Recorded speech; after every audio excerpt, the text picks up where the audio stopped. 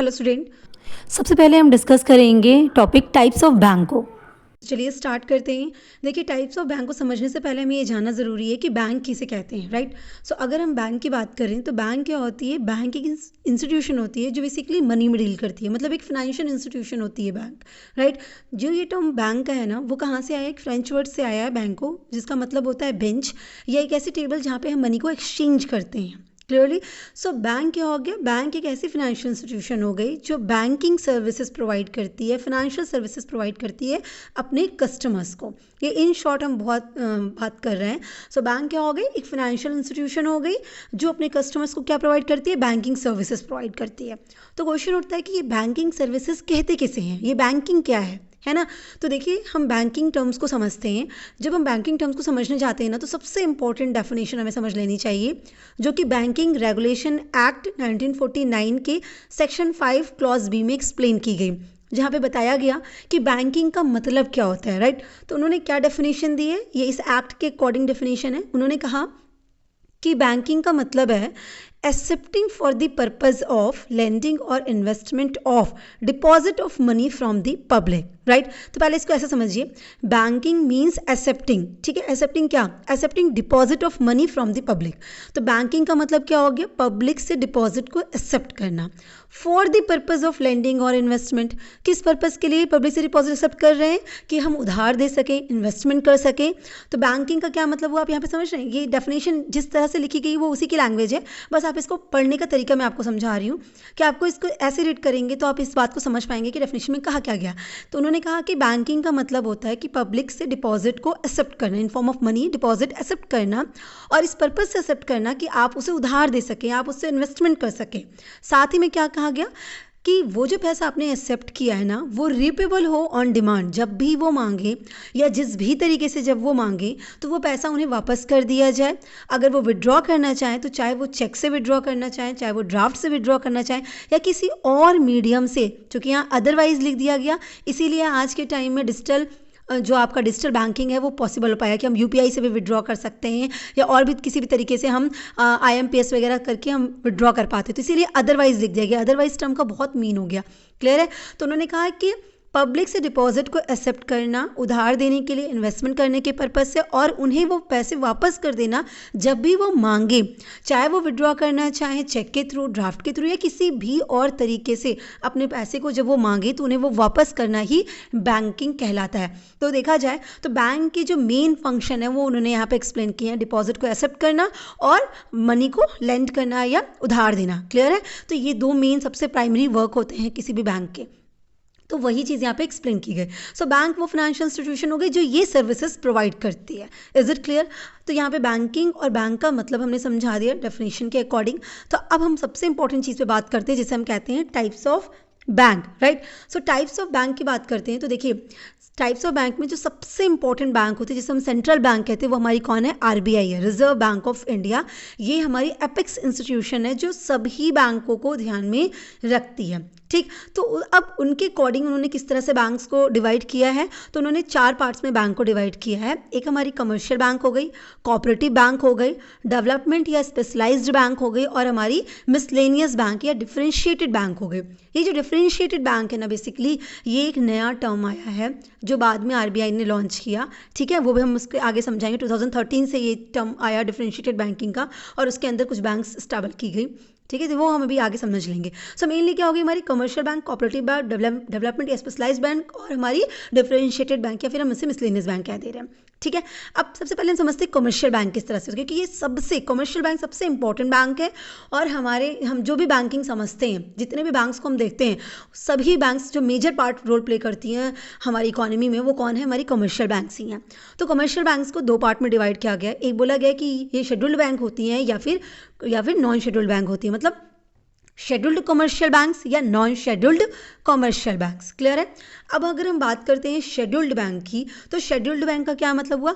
तो scheduled bank 4 तरीके से हो सकती है, मतलब हमारी पब्लिक बैंक भी जो है वो एक शेड्यूल्ड कमर्शियल बैंक हो गई। प्राइवेट सेक्टर की जो बैंक्स होती हैं वो भी हमारी शेड्यूल्ड कमर्शियल बैंक कहलाती हैं। जो रीजनल रूरल बैंक हमारी होती है आरआरबी, वो भी हमारी शेड्यूल्ड कमर्शियल बैंक होती है। और जो हमारी फॉरेन बैंक्स हैं वो भी क्या हैं? वो भी एक शेड्यूल्ड कमर्शियल बैंक्स हो गई। क्लियर हो गया? तो कहने का मतलब शेड्यूल्ड बैंक को हम इस तरह से कहें कि इंडियन बैंक और फॉरेन बैंक। तो इंडियन बैंक में हमारी पब्लिक सेक्टर बैंक्स आ गई, प्राइवेट सेक्टर बैंक आ गई, रीजनल रूरल बैंक आ गई, और फॉरेन बैंक तो हमारी बैंक है ही है। ठीक, तो ये पब्लिक सेक्टर बैंक्स को ही हम नेशनलाइज्ड बैंक भी कहते हैं, जिसमें एसबीआई और अदर बैंक्स जो आती हैं हमारी पीएनबी वगैरह वो सब आ जाती हैं। ठीक, फिर हमारी जो नॉन शेड्यूल्ड बैंक होती है, बेसिकली उसमें हमारी जो लोकल एरियाज बैंक होती हैं, इस तरह की बैंक को हम नॉन शेड्यूल्ड बैंक कहते हैं। क्या कहते हैं, क्या होती हैं, वो भी हम डिटेल में भी आगे समझेंगे। क्लियर हो गया? तो ये हमारी क्या हो गई, कमर्शियल बैंक्स हो गई। अगर हम बात करें डेवलपमेंट बैंक्स की या स्पेशलाइज्ड बैंक की, तो बेसिकली 3 तरीके से आप समझिए। स्पेशलाइज्ड बैंक जो किसी स्पेशल पर्पस के लिए बनाई गई हो, इन्हें हम ऑल इंडिया फाइनेंशियल इंस्टीट्यूशंस भी कहते हैं, डेवलपमेंट फाइनेंशियल इंस्टीट्यूशंस भी कहते हैं। बेसिकली ये बैंक होती है किसी स्पेशल पर्पस के लिए फ्रेम की जाती हैं। जैसे इंडस्ट्रीज़ की डेवलपमेंट के लिए जो बैंक्स बनाई गई हैं वो इंडस्ट्रियल डेवलपमेंट बैंक कही गई। जो एग्रीकल्चर पर्पस को ध्यान में रखते हुए बनाई गई, जैसे नाबार्ड वगैरह में एपेक्स इंस्टीट्यूशन है, एग्रीकल्चरल बैंक हो गई। एक्सचेंज बैंक हमारी आती है, एग्जिम बैंक हो गई, फॉरेन ट्रेड पर्पस से बनाई गई है। तो कोई स्पेसिफिक पर्पस से जो बैंक फ्रेम की गई हैं वो हमारी डेवलपमेंट बैंक या स्पेशलाइज्ड बैंक की तरफ आ जाती हैं।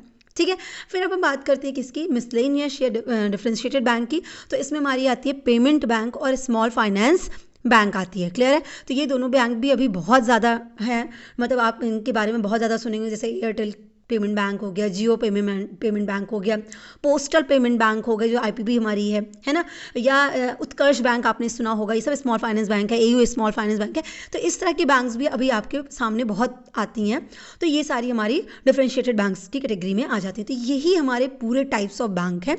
अलग अलग तरीके से अब इनको सब समझना है, इनके कॉन्सेप्ट को समझना, पर ओवरऑल अगर देखा जाए, सब तरफ से समराइज करके देखा जाए, तो बस ऐसे ही हमारी बैंक्स फ्रेम होती हैं। ठीक है, तो हम एक एक करके समझेंगे। सबसे पहले हम बात करेंगे किसकी, अपनी अपेक्स बॉडी मतलब आरबीआई के बारे में, रिजर्व बैंक ऑफ इंडिया।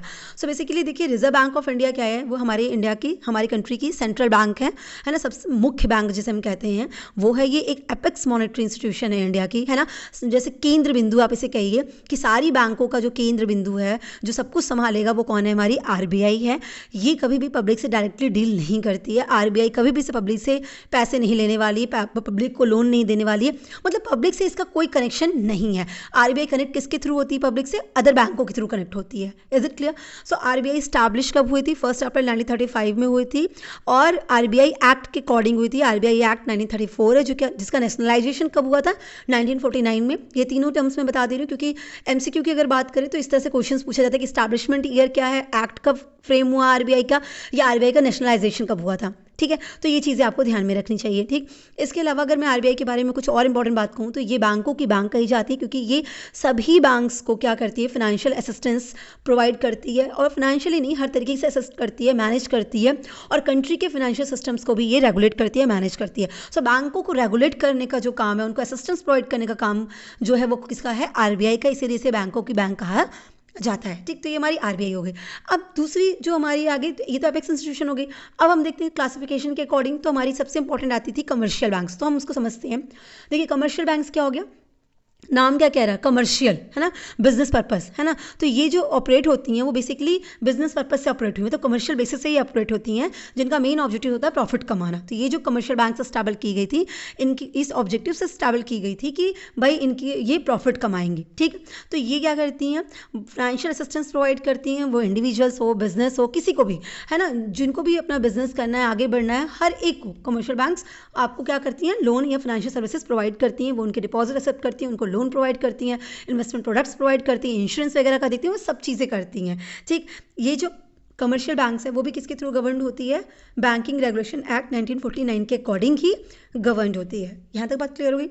अब आपको पता है कमर्शियल बैंक्स हमारी कैसी होती हैं, या तो शेड्यूल्ड होती हैं या नॉन शेड्यूल्ड होती हैं। तो सबसे पहले हम बात करेंगे किसकी, शेड्यूल्ड बैंक की बात करते हैं। देखिए, शेड्यूल्ड बैंक क्या होती है। अब शेड्यूल्ड बैंक हो गया, है ना, या आप शेड्यूल्ड बैंक के अंदर ही सारे आते हैं, नेशनलाइज बैंक या प्राइवेट बैंक या फॉरेन बैंक, तो सब इन लोगों को सबको सब अलग अलग टाइप करके दिखा देता, पर बेसिकली ये सारे शेड्यूल्ड बैंक के अंदर ही आते हैं। शेड्यूल्ड बैंक है क्या चीज़, तो शेड्यूल्ड, देखिए शेड्यूल्ड नाम है, मतलब शेड्यूल में कुछ चीज़ें मेंशन है।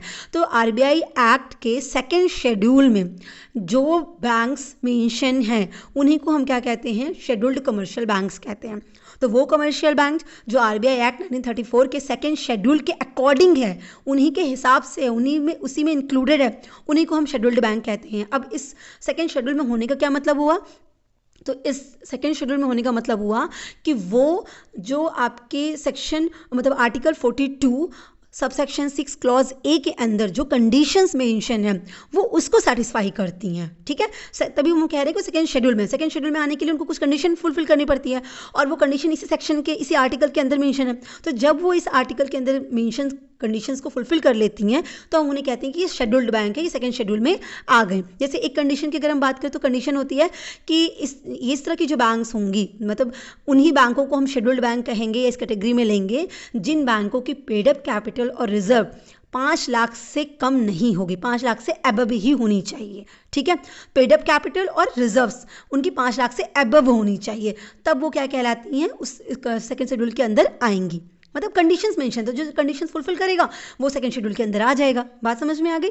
अब इस तरह के बैंक्स को फ़ायदे क्या होते हैं, तो देखिए ये जो बैंक होती हैं वो आरबीआई से प्रॉपर असिस्टेंस लेंगी, सभी बैंक्स लेंगी, पर इनको बहुत अच्छे से कम रेट ऑफ इंटरेस्ट में आरबीआई से लोन मिल जाता है, ठीक है। जो बैंक रेट आप देखते हैं तो वो सब चीज़ें इन्हें बहुत अच्छे से कम रेट पे अवेलेबल हो जाता है। इसके अलावा इन्हें आरबीआई के साथ अपना सीआरआर मेंटेन करना पड़ता है, कैश रिजर्व रेशियो, जो भी कैश वो रिजर्व करती हैं वो आरबीआई के पास उन्हें भेजना पड़ता है, एसएलआर मेंटेन करना पड़ता है, जो भी आरबीआई के ये रेट्स एप्लीकेबल होते हैं वो सब चीज़ें यहाँ पे आ जाती हैं, ठीक है।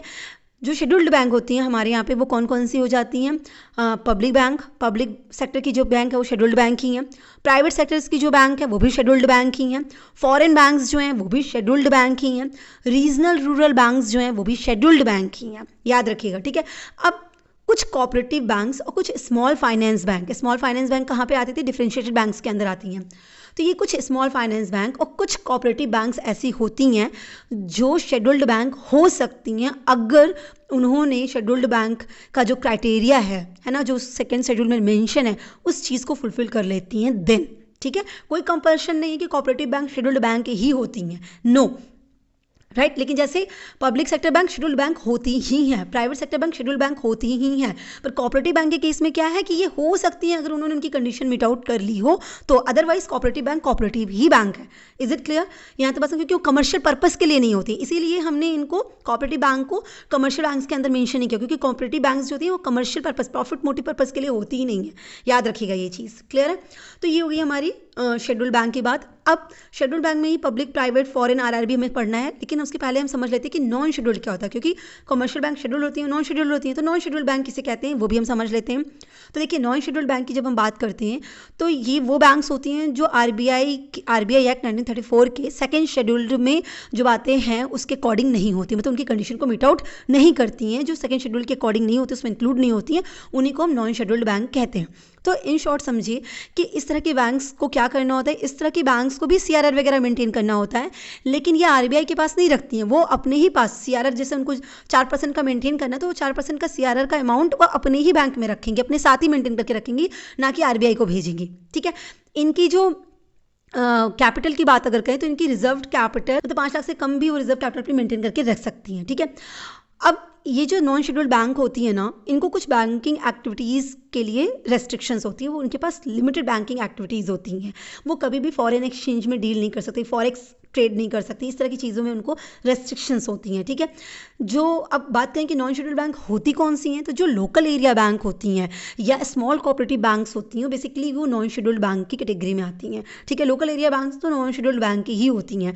तो अगर मैं कुछ एग्जांपल्स की बात करूं तो जैसे तमिलनाडु मर्केंटाइल बैंक हो गई, कोस्टल लोकल एरिया बैंक हो गई, कृष्ण भीमा समृद्धि लोकल एरिया बैंक लिमिटेड हो गई, ये सारी वो बैंक्स हैं जो कि क्या हो गई, नॉन शेड्यूल्ड बैंक हो गई। बेसिकली लोकल एरिया बैंक ना प्रॉफिट मोटिव के लिए स्टैबल की जाती है, और 1996 में इसका कॉन्सेप्ट हुआ था, इंडिया में इंट्रोड्यूस हुई थी लोकल एरिया बैंक। तो लोकल एरिया बैंक्स जो हैं वो नॉन शेड्यूल्ड बैंक की कैटेगरी में आ जाती हैं। यहाँ तो बात समझ में आ गई। अब हम वापस आते हैं कि कमर्शियल बैंक में शेड्यूल्ड एंड नॉन शेड्यूल्ड होते हैं, दोनों क्या चीज़ होती है वो हम समझ लिए। अब शेड्यूल्ड में कई तरह के होते हैं, पब्लिक, प्राइवेट, आरआरबी और फॉरेन। अब हम उसको समझते हैं। तो सबसे पहले हम बात करेंगे शेड्यूल्ड बैंक में पब्लिक सेक्टर बैंक्स के बारे में। पब्लिक बैंक कौन सी होती हैं? देखिए, पब्लिक सेक्टर बैंक्स या नेशनलाइज्ड बैंक जिनको हम कहते हैं, बेसिकली ये वो बैंक्स होती हैं जिनमें मोर देन 50% की ओनरशिप किसकी होती है, गवर्नमेंट ऑफ इंडिया की होती है, ठीक है, क्योंकि यहाँ पे गवर्नमेंट की ओनरशिप होती है तो लोगों का विश्वास इन बैंक्स में ज़्यादा होता है कि पब्लिक सेक्टर के बैंक्स जो हैं बहुत ज़्यादा सिक्योर हैं, इसलिए इनके पास डिपॉजिटर्स ज़्यादा होते हैं, है ना। लोग अपने पैसे को किसको देंगे, गवर्नमेंट को देना ज़्यादा प्रेफर करते हैं, क्योंकि उनको पता है गवर्नमेंट कहाँ भाग के जाएगी, तो उनको उनके पैसे सेफ दिखते हैं। पहले के टाइम पे ऐसे बहुत सारे न्यूज़ आप सुनते होंगे जहाँ पर पता चलता है कि बैंक ही बैंकरप्ट हो गई है या बैंक भाग गई है, अब वो अपने डिपॉजिट के पैसे वापस नहीं कर रही है। इस तरह से बहुत पहले के आप दादा वगैरह से अपने सुनेंगे तो आपको आइडिया लगेगा कि इस तरह की चीज़ें पहले होती थी। तो लोग सोचते थे कि हम सरकारी बैंक में ही पैसा लगाएंगे कि सरकार कहीं भाग के नहीं जाएगी, वो पैसा मेरा रिटर्न होगा। इसी वजह से जो ये पब्लिक सेक्टर के बैंक्स होते हैं इनका customer base comparatively other bank के कंपैरिजन में अगर बात करें तो बहुत ज़्यादा लार्ज होता है ना। जैसे SBI वगैरह का देख लीजिए, PNB वगैरह का देखिए, बहुत ह्यूज कस्टमर बेस है, मतलब बहुत ज़्यादा उनके पास कस्टमर है, राइट। जो पब्लिक सेक्टर के बैंक्स होते हैं इनके जो स्टॉक्स होते हैं, इनके जो शेयर्स होते हैं वो स्टॉक एक्सचेंज में लिस्टेड होते हैं। अब सबसे इंपॉर्टेंट जो अभी की न्यूज़ हैं मैं उसके बारे में बात कर लूँ तो बैंकिंग को रिस्ट्रक्चर करने के लिए, बैंकिंग सिस्टम को रिडिफाइन करने के लिए हमारी फाइनेंस मिनिस्टर निर्मला सीतारमण जी ने क्या किया था, 10 बैंकों का मर्जर किया था 4 बैंकों के अंदर, राइट। और इस तरीके से इस मर्जर के बाद क्या हुआ कि जो हमारी पब्लिक सेक्टर के बैंक्स 27 होती थी, अब वो आज की डेट में भी कितनी हमारी पब्लिक सेक्टर के बैंक है, सिर्फ 12 पब्लिक सेक्टर के बैंक्स हमारे पास बची हुई हैं। ठीक, तो पब्लिक सेक्टर बैंक्स के नाम अगर मैं बात करूं तो आप सभी जानते होंगे, PNB हो गई, बैंक ऑफ बड़ौदा हो गई, बैंक ऑफ इंडिया हो गई, यूनियन बैंक हो गई, कैनरा बैंक हो गई, इंडियन ओवरसीज़ बैंक हो गई, सेंट्रल बैंक ऑफ इंडिया हो गई, SBI हो गई। ये सारी वो बैंक्स हैं जो अभी करेंटली वर्किंग में हैं। जैसे मर्जर की अगर बात कर दूँ तो जैसे इलाहाबाद बैंक मर्ज हो गई, ओरिएंटल बैंक ऑफ कॉमर्स मर्ज हो गई, तो इस तरह से कई बैंकें हैं जो मर्ज हो चुकी हैं। Is it clear? तो ये हमारी क्या हो गई, शेड्यूल्ड पब्लिक सेक्टर की बैंक्स हो गई। यहाँ तो बात समझ में आ गई। अब हम बात करेंगे प्राइवेट सेक्टर बैंक, जिसको हम प्राइवेट सेक्टर बैंक्स मतलब कैसी बैंक हो गई, शेड्यूल्ड कमर्शियल बैंक्स हो गई। सो बेसिकली ये वो बैंक्स होते हैं जिनके मेजॉरिटी स्टेक्स जो होते हैं वो किसके पास होते हैं, किसी प्राइवेट इंडिविजुअल्स के पास होते हैं, मतलब या इन बैंक्स के जो शेयर होल्डर्स होते हैं उनके पास होते हैं, मतलब प्राइवेट सेक्टर्स के पास होते हैं, गवर्नमेंट के पास इनके स्टेक्स नहीं होते हैं, ठीक है। अब यहाँ पे ये भी चीज़ें हैं कि जो प्राइवेट सेक्टर्स की बैंक्स होती हैं ना, इनको ना अब 2 कैटेगरीज में डिवाइड किया गया। एक old generation private sector bank, एक new generation private sector bank कहा गया। तो देखिए जो बैंक्स 1991 के बाद अपने ऑपरेशंस में आई, वर्किंग शुरू किया, है ना, तो उनको हमने क्या कहा, न्यू प्राइवेट सेक्टर बैंक्स कहा। और उसके पहले की बैंक जो 1991 से पहले की बैंक्स थी, है ना, उनको हम क्या कहते थे, जो उसके पहले ऑपरेट करती थी उन बैंक को हम old generation private sector banks कहते हैं। तो ये भी याद रखिएगा, प्राइवेट सेक्टर में भी ओल्ड जनरेशन और न्यू जनरेशन हो चुकी है। क्लियर है? तो हम कुछ एग्जाम्पल देते, तो जैसे SDFC बैंक क्या है, प्राइवेट सेक्टर बैंक है, एक्सिस बैंक क्या है, प्राइवेट सेक्टर बैंक है, कोटक महिंद्रा, ICICI, बंधन बैंक, येस बैंक, ये सारी की सारी क्या है, प्राइवेट सेक्टर्स बैंक की कैटेगरी में आती हैं। ठीक, अब हम बात करते हैं किसकी, फॉरेन बैंक्स की। तो शेड्यूल्ड फॉरेन बैंक मतलब फॉरेन बैंक जो शेड्यूल्ड कमर्शियल बैंक्स कैटेगरी में आते हैं वो कौन है, तो फॉरेन बैंक्स का बेसिकली मतलब होता है कि ये इंटरनेशनल बैंक होती हैं जिनका हेडक्वार्टर तो फॉरेन कंट्रीज़ में होता है पर उनकी ब्रांचेस हमारे इंडिया में ऑपरेट कर रही होती हैं, उन्हीं को हम फॉरेन बैंक्स कहते हैं। ठीक है, जैसे कुछ बैंक्स के अगर मैं नाम लूँ तो HSBC बैंक आपने देखा होगा, कई जगह इनकी ब्रांचेस देखी होगी, सिटी बैंक हो गई, नेशनल ऑस्ट्रेलिया बैंक हो गई, अमेरिकन बैंक हो गए, ऐसे बहुत सारी बैंक्स जो हैं हमारी क्या कहलाती हैं, फॉरेन बैंक होती हैं। ठीक है, फिर हमारा एक टर्म आता है रीजनल रूरल बैंक या शेड्यूल्ड कमर्शियल बैंक में है RRB आती है। देखिए RRB के बारे में ऑलरेडी वीडियो बना हुआ है पर हम यहाँ पे शॉर्ट्स में समझते हैं। देखिए RRB जो है regional rural bank Narasimha committee की रिकमेंडेशन में 1975 में स्टैबल हुई थी। ठीक है, ये जॉइंटली ओन्ड बैंक होती है जिसमें सेंट्रल गवर्नमेंट की और स्टेट गवर्नमेंट की और स्पॉन्सर्स बैंक जो होते हैं उनकी ओनरशिप होती है। बेसिकली जो ऑथराइज्ड कैपिटल होती है RRB की वो 5 करोड़ की होती है और अगर मैं इस 5 करोड़ की बात करूँ तो उसको इनके स्टेक्स में जो 3 लोगों की ओनरशिप है ना वो उन्होंने कंट्रीब्यूट किया होता है। तो इसमें सेंट्रल गवर्नमेंट का 50% होता है,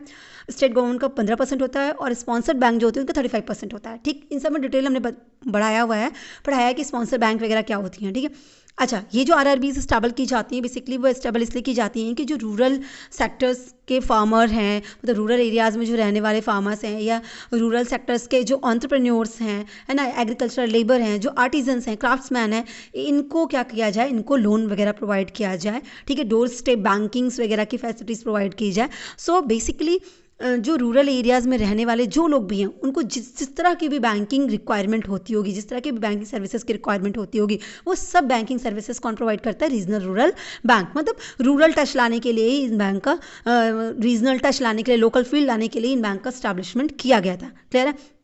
कुछ बैंक्स के अगर मैं नाम लूँ तो जैसे असम ग्रामीण विकास बैंक हो गया, दक्षिण बिहार ग्रामीण बैंक हो गया, पंजाब ग्रामीण बैंक हो गई, ये सारी की सारी आरआरबीज बैंक है। ठीक है, अब फिर यहाँ तक तो हमारे पूरा मतलब कमर्शियल बैंक्स कंप्लीट हो गया। ठीक है, कमर्शियल बैंक में शेड्यूल्ड, नॉन शेड्यूल्ड और शेड्यूल्ड के भी जितने पार्ट है वो सब हमने यहाँ पे कंप्लीट कर लिया। अब इसके अलावा कौन होता है, तो कमर्शियल बैंक हो गई, फिर हमारी आ जाती है कोऑपरेटिव बैंक की बात कर लेते हैं कि कोऑपरेटिव बैंक्स क्या होती है। देखिए, कोऑपरेटिव बैंक्स वो फाइनेंशियल इंस्टीट्यूशंस होती है जो ओन्ड की जाती है या ऑपरेट की जाती है अपने मेंबर्स के थ्रू, बेसिकली जो उनके कस्टमर्स भी हो सकते हैं। ठीक है, वो कस्टमर्स भी हैं और वही उनके मेंबर्स भी हैं। बेसिकली ये जो बैंक होती है वो स्टेबल होती है सोसाइटीज़ के अंदर, कोऑपरेटिव सोसाइटीज़ एक्ट के अकॉर्डिंग, जो 1912 का एक्ट है उसके अकॉर्डिंग ये स्टैब्लिशमेंट होती है। ये कंपनीज एक्ट के अकॉर्डिंग स्टेबल नहीं होती है, किसके अकॉर्डिंग स्टेबल होती है, कोऑपरेटिव सोसाइटीज़ एक्ट के अकॉर्डिंग स्टेबल की जाती हैं। और इस तरह की banking basically small scale banking कहलाती है, क्योंकि इनका जो मोटो होता है वो होता है कि ना हमें प्रॉफिट चाहिए ना ही हमें लॉस में काम करना, हम बेसिकली काम कर रहे हैं म्यूचुअल कॉपरेशन के लिए, सेल्फ हेल्प के लिए, है ना, असिस्टेंस प्रोवाइड करने के लिए एक दूसरे को, हम इसलिए हेल्प वो बैंक काम कर रहे हैं, बैंकिंग काम कर रहे हैं। ठीक है, प्रॉफिट मोटिव हमारा कोई, प्रॉफिट अर्न करने का मोटिव हमारा कोई नहीं है, बल्कि लोगों की हेल्प करना, सोसाइटी में हेल्प करना है, ये हमारा ऑब्जेक्टिव होता है। क्लियर हो गया। सो जो कोऑपरेटिव बैंकिंग सिस्टम होती है ना, वो टीयर्स में या जो उसका स्ट्रक्चरिंग है ना, वो बेसिकली दो तरीके से हो गया। एक तो अर्बन कोऑपरेटिव सोसाइटीज़ बैंक हो जाती हैं, एक हमारी रूरल कोऑपरेटिव सोसाइटीज़ बैंक हो जाती हैं। अब ये जो रूरल कोऑपरेटिव सोसाइटीज़ बैंक होती है ना, वो 3 टायर स्ट्रक्चर्स में आती हैं। जैसे कैसे कैसे आती हैं, एक हमारी स्टेट कोऑपरेटिव बैंक्स होती है, एक हमारी डिस्ट्रिक्ट सेंट्रल कोऑपरेटिव बैंक्स होती हैं, और एक हमारी होती है प्राइमरी एग्रीकल्चर क्रेडिट सोसाइटीज़ जो विलेज लेवल पे काम करती है बेसिकली। तो स्टेट कोऑपरेटिव बैंक्स हो गई। जो डिस्ट्रिक्ट सेंट्रल कोऑपरेटिव बैंक्स होती है वो बेसिकली इंटरमीडियरी का काम करती है, किसके बीच में, स्टेट और जो विलेज वाली कोऑपरेटिव बैंक्स हैं उनके बीच में इंटरमीडियरी का काम करती हैं। और थर्ड हमारी जो है ये वो विलेज लेवल पे जो कोऑपरेटिव बैंक्स स्टेबल होती हैं वो हमारी हो जाती हैं। सो कोऑपरेटिव बैंक्स को अगर मैं मॉनिटर करने की बात करूँ, रेगुलेट करने की बात करूँ, तो कौन करता है, आरबीआई ही करती है। क्लियर है, आरबीआई सबको करती है, इसीलिए वो आरबीआई एपेक्स बॉडी बन के बैठी है। समझ में आई बात। तो ये हमारी कोऑपरेटिव बैंक्स हो गई। फिर हमारी बात आती है डेवलपमेंट बैंक या स्पेशलाइज्ड बैंक के बारे में। देखिए, डेवलपमेंट बैंक या स्पेशलाइज्ड, देखिए नाम से क्लियर हो रहा है कि इस तरह की जो बैंक, इसके अंदर जो बैंक आते हैं वो कौन से बैंक होते हैं, जो किसी स्पेशल पर्पस के लिए बनाए गए हों। ठीक है, तो स्पेशलाइज्ड बैंक को ही डेवलपमेंट बैंक कहते हैं, या डेवलपमेंट बैंक को ही हम कहें डेवलपमेंट फाइनेंशियल इंस्टीट्यूशंस भी कहा जाता है, टर्म लेंडिंग इंस्टीट्यूशन भी कहा जाता है, ऑल फाइनेंशियल इंस्टीट्यूशन भी कहा जाता है। सो बेसिकली ये वो बैंक्स होती हैं जो लॉन्ग टर्म पर्पस के लिए, लॉन्ग टर्म कैपिटल के लिए इंडस्ट्रीज़ को या इंफ्रास्ट्रक्चर के प्रोजेक्ट्स को लोन प्रोवाइड करती हैं। Is it clear. तो ये इस तरह के पर्पस के लिए, लॉन्ग टर्म पर्पस के लिए फंड अवेलेबल कराती हैं। इनका काम ही है डेवलपमेंट करना है। सोसाइटी में ये डेवलपमेंट पर्पस के लिए स्टेबल की गई, इंडस्ट्रीज़ को डेवलपमेंट के लिए, आपकी एग्रीकल्चर को डेवलप करने के लिए, फॉरेन ट्रेड को डेवलप करने के लिए, तो बेसिकली डेवलपमेंट पर्पस के लिए ही स्टेबल की जाती हैं। तो इस तरह की जो इंस्टीट्यूशंस होती हैं वो लॉन्ग टर्म डेवलपमेंट के रिगार्डिंग जो नीड्स होती है, फाइनेंशियल नीड्स होती है, उसको एडर करती हैं, उसको कंप्लीट करती हैं, उसको ख़त्म करने के पर्पस से ये बैंक्स स्टेबल की जाती हैं। तो इनका जो, अगर मैं सपोर्ट बताऊं कि किस सेक्टर्स को ग्रोथ करना है, तो इनके जो सेक्टर्स हैं जिनको हमें हमारी इकोनॉमी में डेवलपमेंट की ज़रूरत है, उन सेक्टर्स को ये सपोर्ट करती हैं। जैसे एग्रीकल्चर की अगर बात करूं तो वहाँ पे कौन हमारी बैंक आ जाती है, डेवलपमेंट या स्पेशलाइज सेक्टर की बैंक कौन हो गई, हमारी नाबार्ड हो गई। ठीक है, क्योंकि ये एग्रीकल्चर बन जाएगी। ये जितने भी एग्रीकल्चर बैंक्स हैं उनकी हेड है, मतलब एपेक्स है रूरल एरियाज़ के लिए, नाबार्ड है ना। तो आप इसके बारे में जानते होंगे, national bank for agriculture and rural development ये है। फिर इंडस्ट्रीज़ की ग्रोथ के लिए इंडस्ट्रीज़ डेवलपमेंट बैंक बनाई गई, जिसमें आती हमारी सिडबी हो गई, आईडीबीआई हो गई। जैसे SIDBI small industries development bank हो गई, IDBI industrial development bank of India. तो बेसिकली ये इंडस्ट्रीज़ को डेवलप करने के लिए बनाई गई। इसी तरह हमारी फॉरेन ट्रेड या एक्सचेंज बैंक है, जिसको हम एग्जिम बैंक कहते हैं, है ना, ये स्टेबल की गई। फिर इसी तरह हाउसिंग के लिए हमारी नेशनल हाउसिंग या एनएचबी स्टेबल की गई। तो ये कैसी बैंक्स थी जो किसी स्पेशल पर्पस के लिए स्टेबल की गई है, किसी स्पेसिफिक सेक्टर की डेवलपमेंट के लिए स्टेबल की गई थी। Is it clear. तो उनको हम उनको हम डेवलपमेंट या स्पेशलाइज्ड बैंक की कैटेगरी में रखते हैं। फिर लास्ट कैटेगरी हमारी आती है मिसलेनियस बैंक या डिफरेंशिएटेड बैंक की बात करेंगे। सो बेसिकली यहाँ पे क्या हुआ, इनोवेशंस को इंक्लूड करने के, financial inclusion, innovation, digital economy, digital India, इस तरह के कॉन्सेप्ट्स को प्रमोट करने के लिए आरबीआई ने डिफरेंशिएटेड बैंक का कॉन्सेप्ट अराइज किया, इंट्रोड्यूस किया ऑन द रिकमेंडेशन ऑफ हुम, नचिकेत मोर कमेटी रिपोर्ट, जो कि 2013 में दी गई थी। याद रखिएगा, नचिकेत मोर कमेटी की रिपोर्ट के बेसिस पे ही ये सारी बैंक्स का स्टैब्लिशमेंट हुआ। कैसे बैंक्स का, payment bank, small finance bank, ये नचिकेत मोर कमेटी रिपोर्ट के बेसिस पे ही किसने, आरबीआई ने इंट्रोड्यूस किया था। क्लियर है। सो पहले की अगर बात करूँ मैं पेमेंट बैंक की, पेमेंट बैंक क्या होता है, तो पेमेंट बैंक देखिए हमने जो अब आईपीपी पढ़ा है, इंडियन पोस्टल पेमेंट बैंक जहाँ पढ़ा है, वहाँ पे मैंने पेमेंट बैंक के बारे में थोड़ा बहुत आइडिया आपको दे दिया है। सो बेसिकली जो पेमेंट बैंक्स होती हैं वो स्मॉल सेविंग्स पे, रेमिटेंस पे, पेमेंट्स पे, इन सब पे काम करती हैं। ये इनको बहुत सारी रेस्ट्रिक्शंस होती हैं, ये उधार नहीं दे सकती हैं ना, ये मतलब ये जैसे उधार नहीं बांट सकती हैं। इसके अलावा ये जो आपका फिक्स डिपॉजिट्स वगैरह होता है ये नहीं करती हैं। हर एक इंडिविजुअल के लिए लिमिट इनका है कि कितना बैलेंस हो सकता है। 2 लाख बैलेंस, पहले 1 लाख था फिर 2 लाख किया गया इस बैलेंस को। ठीक है।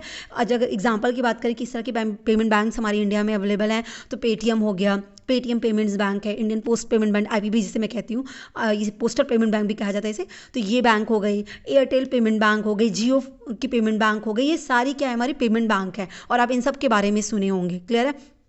फिर हमारी एक डिफरेंशिएटेड बैंक आती है स्मॉल फाइनेंस बैंक।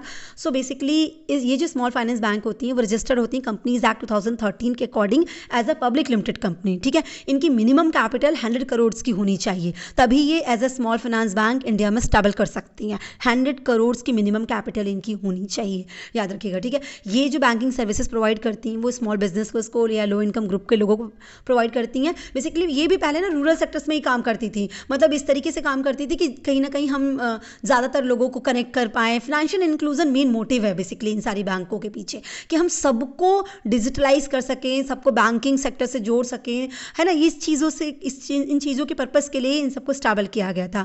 तो ये क्या, अगर मैं स्मॉल फाइनेंस बैंक के एग्जांपल्स की अगर बात करूँ तो एयू स्मॉल फाइनेंस बैंक है, उज्जीवन है, उत्कर्ष स्मॉल फाइनेंस बैंक और भी बहुत सारे स्मॉल फाइनेंस बैंक्स स्टेबल है हमारे इंडिया में। ठीक है।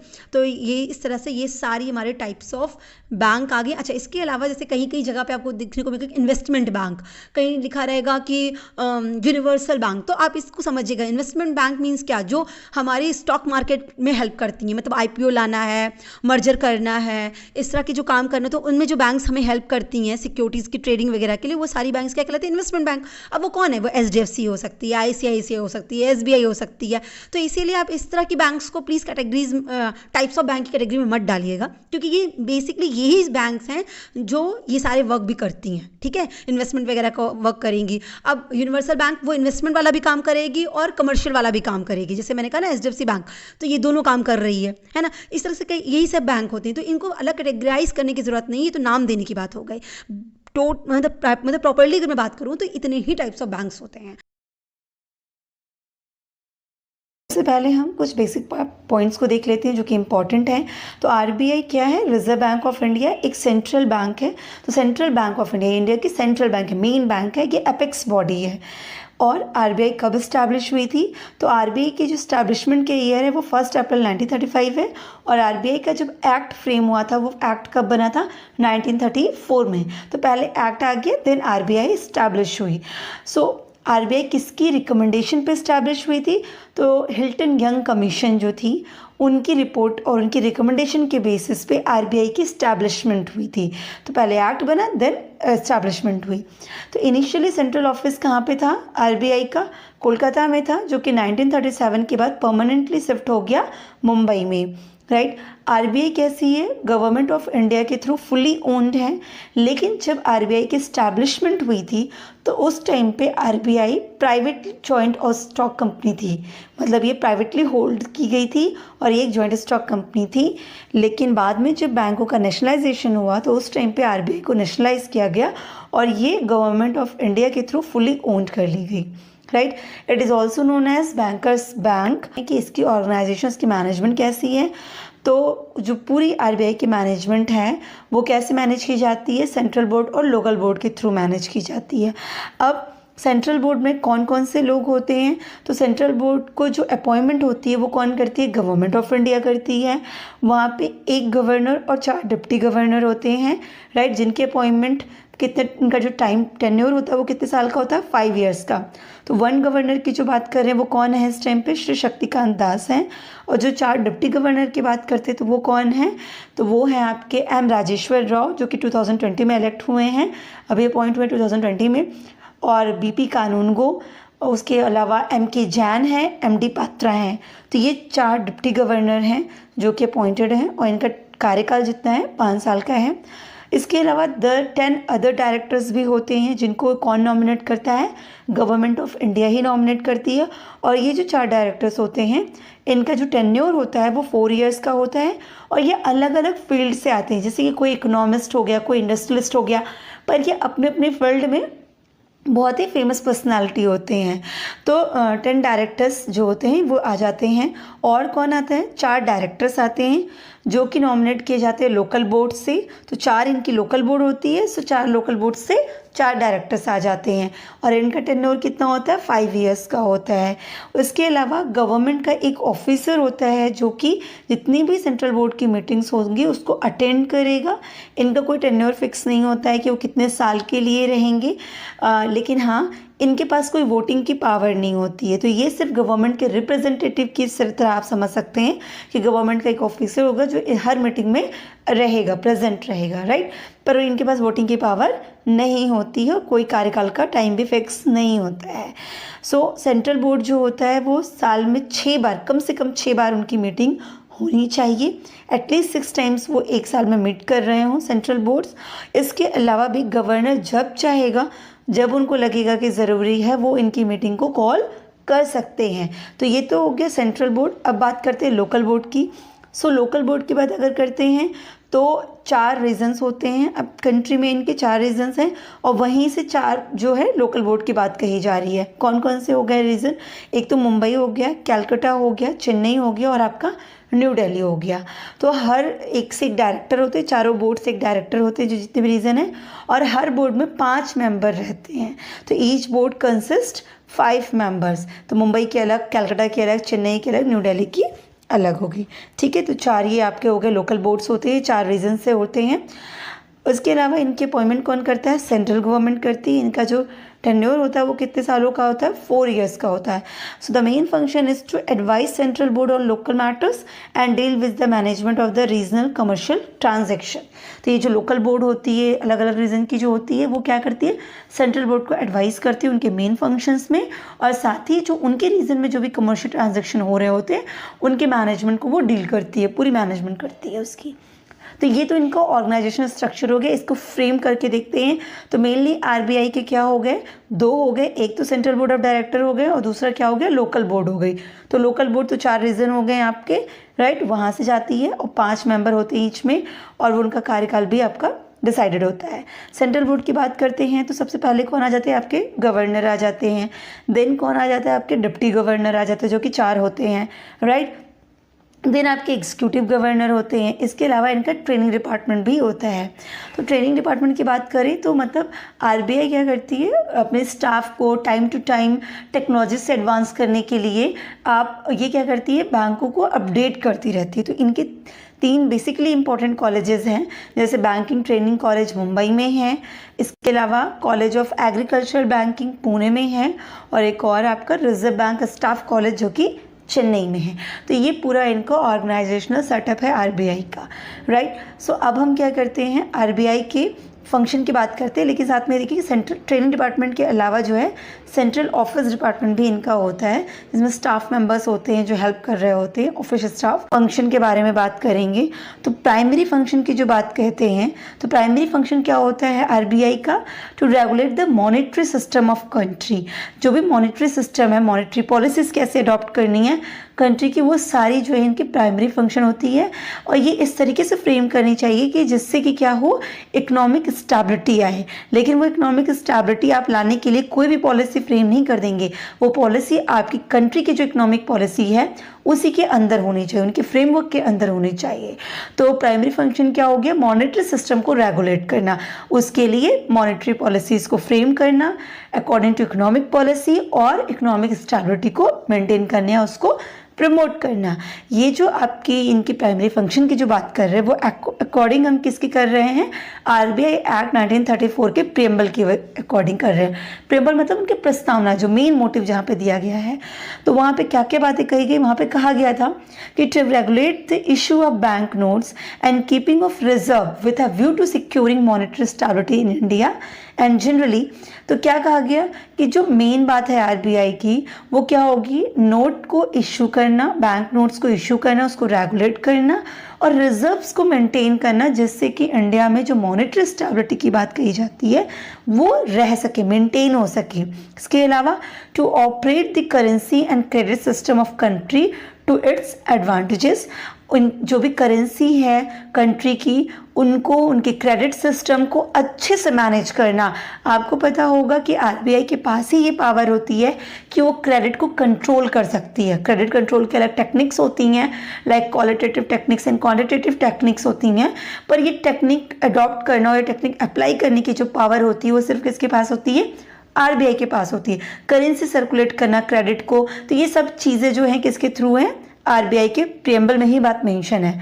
और ये एडवांटेजेस किस लिए है कि इससे क्या हो सके, मॉडर्न मॉनेटरी पॉलिसी जो है वो फ्रेम हो सके, जिससे टाइम टू टाइम जो इकोनॉमिक में कॉम्प्लेक्स सिचुएशन आती है हम उस चैलेंजेस को मीट आउट कर सके, राइट। सो ये सब करके हम क्या करेंगे, प्राइस स्टेबिलिटी रखते हैं। प्राइस जो फ्लैक्चुएट करती है, जैसे इन्फ्लेशन के टाइम पे क्या हो जाती है, प्राइसेस बहुत राइज कर जाती हैं, तो हम इन सब के थ्रू क्या कर सके, प्राइस को मेंटेन कर सके, स्टेबल कर सकें। पर ये सब किस बेसिस से कर सकेंगे, जिससे कि हमारी ग्रोथ होती रहे। जो हमारा मोटिव है, जो हमारा ऑब्जेक्टिव है वो क्या है, इकोनॉमी की ग्रोथ करना। तो ये सब फंक्शन आरबीआई परफॉर्म करेगी, लेकिन किस मोटिव के साथ, इकोनॉमी की ग्रोथ करना, राइट। मेन जो ऑब्जेक्टिव रहेगा उसमें स्टेबिलिटी लाना, इकोनॉमी में स्टेबिलिटी लाना, यही रहेगा, राइट। तो अब इन सब के बेसिस पे इनके फंक्शन को क्लासिफाई किया गया है, राइट। तो फंक्शन को जब क्लासिफाई करते हैं तो मेनली अगर हम फंक्शन की बात करें तो 3 तरीके के फंक्शन आते हैं। एक तो आपका होता है सेंट्रल बैंकिंग फंक्शन, जो हम कहते हैं कि हाँ ये मेन फंक्शन है जो आरबीआई परफॉर्म करती है, जो आपने अभी प्राइमरी फंक्शन के बेसिस पे देखा है। इसके अलावा क्या हो जाता है, इनके प्रमोशनल फंक्शन होते हैं, जो आरबीआई का काम है कि जो इंडस्ट्रीज, जो एरिया हमारा बैकवर्ड में जा रहा है उसको प्रमोट करने के लिए कैसे हम बैंकिंग हैबिट्स लाएं या बैंक्स को डेवलप करें कि जिससे वो जो अंडर डेवलप्ड एरियाज हैं वो प्रमोट हो सके। तो उसके लिए हमने प्रमोशनल फंक्शन लाया। इसके अलावा जो भी हम काम कर रहे हैं, जो हम बैंक को स्टैब्लिश करके रखा है, वो सही से हो रहा है कि नहीं, तो उसकी देखरेख के लिए इन्होंने जो नेक्स्ट फंक्शन परफॉर्म किया, दैट इज सुपरवाइजरी फंक्शन।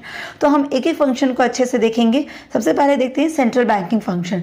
तो सेंट्रल बैंकिंग फंक्शन में क्या कहा गया कि monopoly of note issue. Monopoly of note issue मतलब आरबीआई की मोनोपोली है नोट इशू करने की, मतलब नोट इशू करने का जो इकलौता पावर है वो किसके पास है, आरबीआई के पास है। लेकिन इसमें एक एक्सेप्शन है कि 1 रुपीज़ का नोट और जो स्मॉल कॉइन्स हैं वो भारत सरकार इशू करती है, मतलब ministry of finance government of India की वो इशू करती है। रैदर देन, मतलब एक्सेप्ट दीज जितने भी नोट हैं वो किसके थ्रू इशू किए जाते हैं, आरबीआई के थ्रू। लेकिन इसके साथ आप ये भी याद रखिएगा कि आरबीआई जब नोट इशू करती है तो नोट इशू करने के लिए कुछ मेथड्स हैं कि आप नोट इशू किन मेथड को अप्लाई करके कर सकते हैं। 7 मेथड्स दिए गए हैं नोट इशू के। तो हमारी जो कंट्री अडॉप्ट करके रखी है वो मिनिमम रिजर्व सिस्टम रखी है। पहले हम प्रोपोर्शनल रिजर्व सिस्टम अडॉप्ट करके बैठे थे, अब हमारी country minimum reserve system adopt करके रखी हुई है। तो मिनिमम रिजर्व सिस्टम क्या कहता है कि मिनिमम रिजर्व आपको एज अ गोल्ड फॉर्म में और अदर सिक्योरिटीज़ के फॉर्म में रखना होगा और उसके बेस बना के उसी के बेसिस पे आप नोट इशू कर सकते हैं जितनी आपकी रिक्वायरमेंट हो। तो इसी के बेसिस पे ये नोट इशू करती है। और क्या है, इनका बैंकर्स टू द गवर्नमेंट। तो ये आरबीआई क्या है, गवर्नमेंट की भी बैंक होती है। गवर्नमेंट को फंडिंग चाहिए तो आरबीआई प्रोवाइड करती है, उनके रिजर्व्स और बाकी चीज़ों के लिए भी बैंक है। तो जो बैंकिंग फैसिलिटी आप जानते हैं आरबीआई वो सारी बैंकिंग फैसिलिटीज़ किसको प्रोवाइड करती है, गवर्नमेंट को। सो गवर्नमेंट की बैंक कौन हो गई, आरबीआई हो गई। बैंकर्स बैंक, आरबीआई बैंकों की भी बैंक है। तो जैसे हमारे लिए बैंक का मतलब क्या होता है कि जब हमें डिपॉजिट अपने सेविंग्स को डिपॉजिट करना है तो हम जाके बैंक में डिपॉजिट करते हैं। हमें लोन चाहिए तो हम क्या करते हैं, बैंक से लोन ले लेते हैं। इसके अलावा भी बैंक बहुत सारे एजेंसी फंक्शंस भी परफॉर्म करती है। नॉर्मल कमर्शियल बैंक्स बहुत सारे एजेंसी फंक्शंस परफॉर्म करती हैं। तो हम बैंक के लिए बैंक के पास जाते हैं, हमें जो भी काम करना हो तो हम उसके लिए बैंक के पास जाते हैं। इसी तरह बैंक को जब ये सब एक्टिविटीज परफॉर्म करनी होती तो उनके लिए भी कोई बैंक होनी चाहिए। सो आरबीआई बैंकों की बैंक होती है, मतलब उनके डिपॉजिट्स रखती है, उनको लोन प्रोवाइड करती है। तो ये बैंकर्स है बैंक की, राइट। इसके अलावा lender of the last resort, last report. तो अगर जब कहीं कुछ नहीं होता है तो कौन सामने दिखता है, आरबीआई दिखती है। तो मतलब होता है कि कोई पैसे नहीं दे रहा तो भी वो कौन देने के लिए रेडी है, आरबीआई रेडी रहती है। तो ये लेंडर है, एज ए लास्ट रिजॉर्ट हम बात करते हैं इसकी। इसके अलावा क्या है इसका फंक्शन है, maintenance of foreign exchange value of rupees. तो फॉरेन एक्सचेंज मतलब समझिएगा कि जब फॉरेन करेंसी का कन्वर्जन होता है, एक्सचेंज मतलब लेन देन करना ना, एक्सचेंज करना। तो फॉरेन एक्सचेंज मतलब जो फॉरेन करेंसी में लेन देन होता है, मतलब हमारी करेंसी उनमें कन्वर्ट हो, उनकी करेंसी हमारे में आए, तो करेंसी कन्वर्जन को हम फॉरेन एक्सचेंज से डिनोट करते हैं। तो जो रुपीज़ की वैल्यू है उसको मेंटेन करना, फॉरेन एक्सचेंज में रुपीज़ की जो वैल्यू होती है, जैसे $1 इक्वल टू कितने रुपए चल रहे हैं, 73 रुपीज़ चल रहा है। तो $1 की जो ये 73 रुपीज़ की जो वैल्यू है ये बार बार फ्लैक्चुएट करती है, कभी 73 है, कभी 60 पहुंच जाए, कभी 50 पहुंच जाए। ये जो फ्लैक्चुएशन है बहुत ह्यूज फ्लैक्चुएशन हो जाएगा। तो ये इतना ज़्यादा फ्लैक्चुएट होगा तो कोई भी कंट्री आप पे डील नहीं करना चाहेगी, कोई भी फॉरेन कंट्री आपसे डील नहीं करना चाहेगी, क्योंकि आपकी वैल्यू क्या है, बार बार फ्लैक्चुएट कर रही है। और आपकी भी कंट्री एक्सपोर्ट या इंपोर्ट करने से पहले 100 बार सोचेगी, क्योंकि इससे उनको लॉस हो सकता है। तो जो ये फॉरेन एक्सचेंज में रुपीज़ की जो वैल्यू है उसको क्या करना है, मेंटेन करना, उसको स्टेबल करने का भी काम आरबीआई का होता है। इसके अलावा क्या होता है, controller of credit. Controller of credit का मतलब क्या हो गया, क्रेडिट को कंट्रोल करना। जैसे कि इन्फ्लेशन की सिचुएशन है, तो इन्फ्लेशन की सिचुएशन है तो इसका मतलब क्या हो गया कि प्राइस, मतलब जो कमोडिटीज़ हैं, गुड्स सर्विसेज, उनकी प्राइस बहुत ज़्यादा है, लेकिन जो मनी की वैल्यू है वो क्या है, बहुत ही कम है। ऐसा क्यों होता है, जब कंट्री में मनी की सप्लाई, नोट्स बहुत बढ़ जाते हैं, मनी की सप्लाई इंक्रीज कर जाती है। तो हमें क्या करना होगा, मनी की सप्लाई को कंट्रोल करना होगा। कैसे करेंगे, तो एक रीज़न बैंक्स होती हैं, तो क्या करेंगे, कमर्शियल बैंक्स को बोलेंगे कि भाई आप लोन कम प्रोवाइड करो। तो जब लोन कम प्रोवाइड करेंगे तो कहीं ना कहीं मनी की सप्लाई कम हो जाएगी। या हम कहें कि हम आपको इंटरेस्ट बहुत प्रोवाइड करेंगे, बैंक बोले हम सेविंग्स पे इंटरेस्ट बहुत देंगे, तो लोग क्या करेंगे, अपने पैसों को जाके डिपॉजिट करना शुरू कर देंगे बैंक के पास। तो उससे क्या हो जाएगा, आपको क्या होगा कि मनी इकोनॉमी से मनी की जो सप्लाई है वो कंट्रोल होगी। तो कंट्रोल जो करना है क्रेडिट को, वो टेक्निक भी किसके पास है, आरबीआई के। मेनली 2 टेक्निक्स होती हैं, एक होती है आपकी क्वांटिटेटिव, दूसरी होती है क्वालिटेटिव। क्वांटिटेटिव मतलब सीआरआर हो गया, एसएलआर हो गया, बैंक रेट हो गया, रेपो रेट हो गया, ओपन मार्केट ऑपरेशन हो गया, इन सब के थ्रू क्या करती है आरबीआई, क्रेडिट को कंट्रोल करती है। वहीं जब क्वालिटेटिव टेक्निक्स हो गई तो क्वालिटेटिव टेक्निक्स में बहुत सारी चीज़ें आ जाती हैं, बहुत सारी चीज़ें, मतलब जैसे कि आपका आ जाता है मॉरल सुएशन आ गया, पब्लिसिटी आ गया, डायरेक्ट एक्शंस आ गए। तो ये सारे कुछ टेक्निक्स हैं, टोटल 7 टेक्निक्स दी गई हैं जो क्वालिटेटिव टेक्निक्स के अंदर आती हैं। इनके थ्रू क्या करती है आरबीआई, क्रेडिट को कंट्रोल करती है। क्लियरिंग हाउस, तो क्लियरिंग हाउस भी आरबीआई का वर्क होता है। जैसे आप जब चेक लगाते हैं तो तुरंत तो क्लियर नहीं होता है, तो वो क्या होता है, बैंकों का सेटलमेंट होता है कि एक बैंक के पास कितना डेबिट है, दूसरी बैंक का कितना क्रेडिट है। तो बैंकों का सेटलमेंट जो होता है वो क्लियरिंग हाउस में होता है। तो ये भी फंक्शन किसका हो जाता है, आरबीआई का हो जाता है। Collection of data and publication, तो डेटा को कलेक्ट करना और पब्लिश करना जो है वो भी आरबीआई के मेन फंक्शंस में आ जाता है। कि हमारे पास जैसे सपोज करिए गवर्नमेंट को डेटा चाहिए कि कितने लोगों के अकाउंट्स है, कितना डिपॉजिट्स आता है, जो स्टैटिस्टिकल डेटा होता है, कितना रिवेन्यूज आ जा रहा है, कितने डिपॉजिट आते हैं, अमाउंट कितना आ रहा है, ये सब जो स्टैटिस्टिकल डेटा है वो भी कौन प्रोवाइड कर देता है, आरबीआई प्रोवाइड करती है। वो अलग अलग बैंकों से भी डेटा कलेक्ट करती है, उनको पब्लिश करती है अपनी रिपोर्ट्स में। तो ये आरबीआई का काम है। इसके अलावा क्या करती है RBI, time to time training facilities भी प्रोवाइड करती रहती है, जो भी आपने देखा कि उनके ट्रेनिंग कॉलेजेस हैं जिनके थ्रू वो ट्रेनिंग फैसिलिटीज़ प्रोवाइड करती है। अब हम बात करते हैं प्रमोशनल फंक्शन की। प्रमोशनल फंक्शन मैंने पहले ही बताया है कि जो एरिया हमारा डेवलप नहीं है उसके अकॉर्डिंग हम उनको प्रमोट करने के लिए आरबीआई कुछ ना कुछ स्टेप्स लेती है। लाइक एग्रीकल्चरल फाइनेंस के लिए उन्होंने क्या किया, एग्रीकल्चर के बैंक को डेवलप किया, आरआरबी को डेवलप किया, नाबार्ड को ले आया। तो नाबार्ड एग्रीकल्चर के लिए एपेक्स बॉडी मानी जाती है। तो वो क्या कर रही है, एग्रीकल्चर को फाइनेंस करने के लिए कैसे हम आरआरबी, कोऑपरेटिव सोसाइटीज़ और ये नाबार्ड के थ्रू उनको हेल्प कर सकते हैं, उनको प्रमोट कर सकते हैं, उस पर वर्क करती है। इंडस्ट्रियल फाइनेंस प्रोवाइड करती है। इंडस्ट्रियल फाइनेंस प्रोवाइड करने के लिए क्या हो गया, इंडस्ट्रियल बैंक को डेवलप किया। जैसे आईसीआईसीआई हो गया, आईडीबीआई हो गया, ये सारी कैसी बैंक है, इंडस्ट्रियल पर्पस के लिए डेवलप की गई बैंक है, इस्टेब्लिश की गई है सारी बैंक है। एसएफसी हो गई, स्टेट फाइनेंस कॉर्पोरेशन हो गई। तो ये सब क्या है, मेन मोटिव इनका इंडस्ट्रियल फाइनेंस था। देखिए जब बैंकिंग की बात करते हो, फाइनेंस की बात करते हो, तो सबके मोटिव्स अलग होते हैं, सबको फंड की रिक्वायरमेंट अलग होती है। जैसे इंडस्ट्रियलिस्ट हैं तो इनके फंड की रिक्वायरमेंट अलग होगी, इनको अलग टाइम पे लोन चाहिए होगा। अगर एग्रीकल्चर्स की बात करें तो एग्रीकल्चर जो फार्मर्स हैं उनके लोन मांगने का, उनके डिपॉजिट का अलग टाइम होगा। उनको सीड के लिए पैसे चाहिए, उनको क्या करना है, फर्टिलाइजर के लिए पानी लगाना है तो पानी के लिए पैसे चाहिए। वो आपकी ईएमआई कैसे दे सकते हैं? नॉर्मल जैसे लोग पर्सनल लोन में ईएमआई दे रहे हैं, हम हर मंथ ईएमआई दे रहे हैं, हम वो फार्मर्स वैसे ईएमआई नहीं दे पाएंगे। उनकी क्रॉप का सीजन होता है, अगर एक बार उन्होंने पैसे लिए तो जब तक वो क्रॉप कंप्लीट नहीं हो जाएगी, सीजन कंप्लीट नहीं होगा, तब तक वो फसल बिकेगी नहीं और वो ईएमआई नहीं पे कर सकते, वो लोन रिपे नहीं कर सकते। तो जो उनकी जो रिक्वायरमेंट्स है फाइनेंस की वो बिल्कुल अलग है, तो उनकी रिक्वायरमेंट के अकॉर्डिंग बैंक डेवलप करना चाहिए था। इसी तरीके से इंडस्ट्रियलिस्ट की अलग रिक्वायरमेंट्स होती है, उनको अलग टाइम पे फंडिंग चाहिए होती है, तो उनके अकॉर्डिंग, उनकी रिक्वायरमेंट्स के अकॉर्डिंग हमने क्या किया, आरबीआई ने क्या किया, बैंक्स को इस्टेब्लिश किया, तो उनको प्रमोट किया, इंडस्ट्रियल को प्रमोट किया। Next, export credit. तो जैसे हमने बात की एक्सपोर्ट इंपोर्ट करना, तो इनकी अपनी रिक्वायरमेंट्स होती है। लाइक आपको एक्सपोर्ट करना है तो आपको क्या चाहिए, फंडिंग चाहिए, अभी चाहिए। जब हम एक्सपोर्ट कर देंगे और सामने की पार्टी हमें बिल क्लियर करके पैसे देगी तो हम लोन रिपे करवाएंगे, या हमें कस्टम ड्यूटी पे करनी है, एक्साइज ड्यूटी पे करनी है, उसके लिए हमें पैसे चाहिए।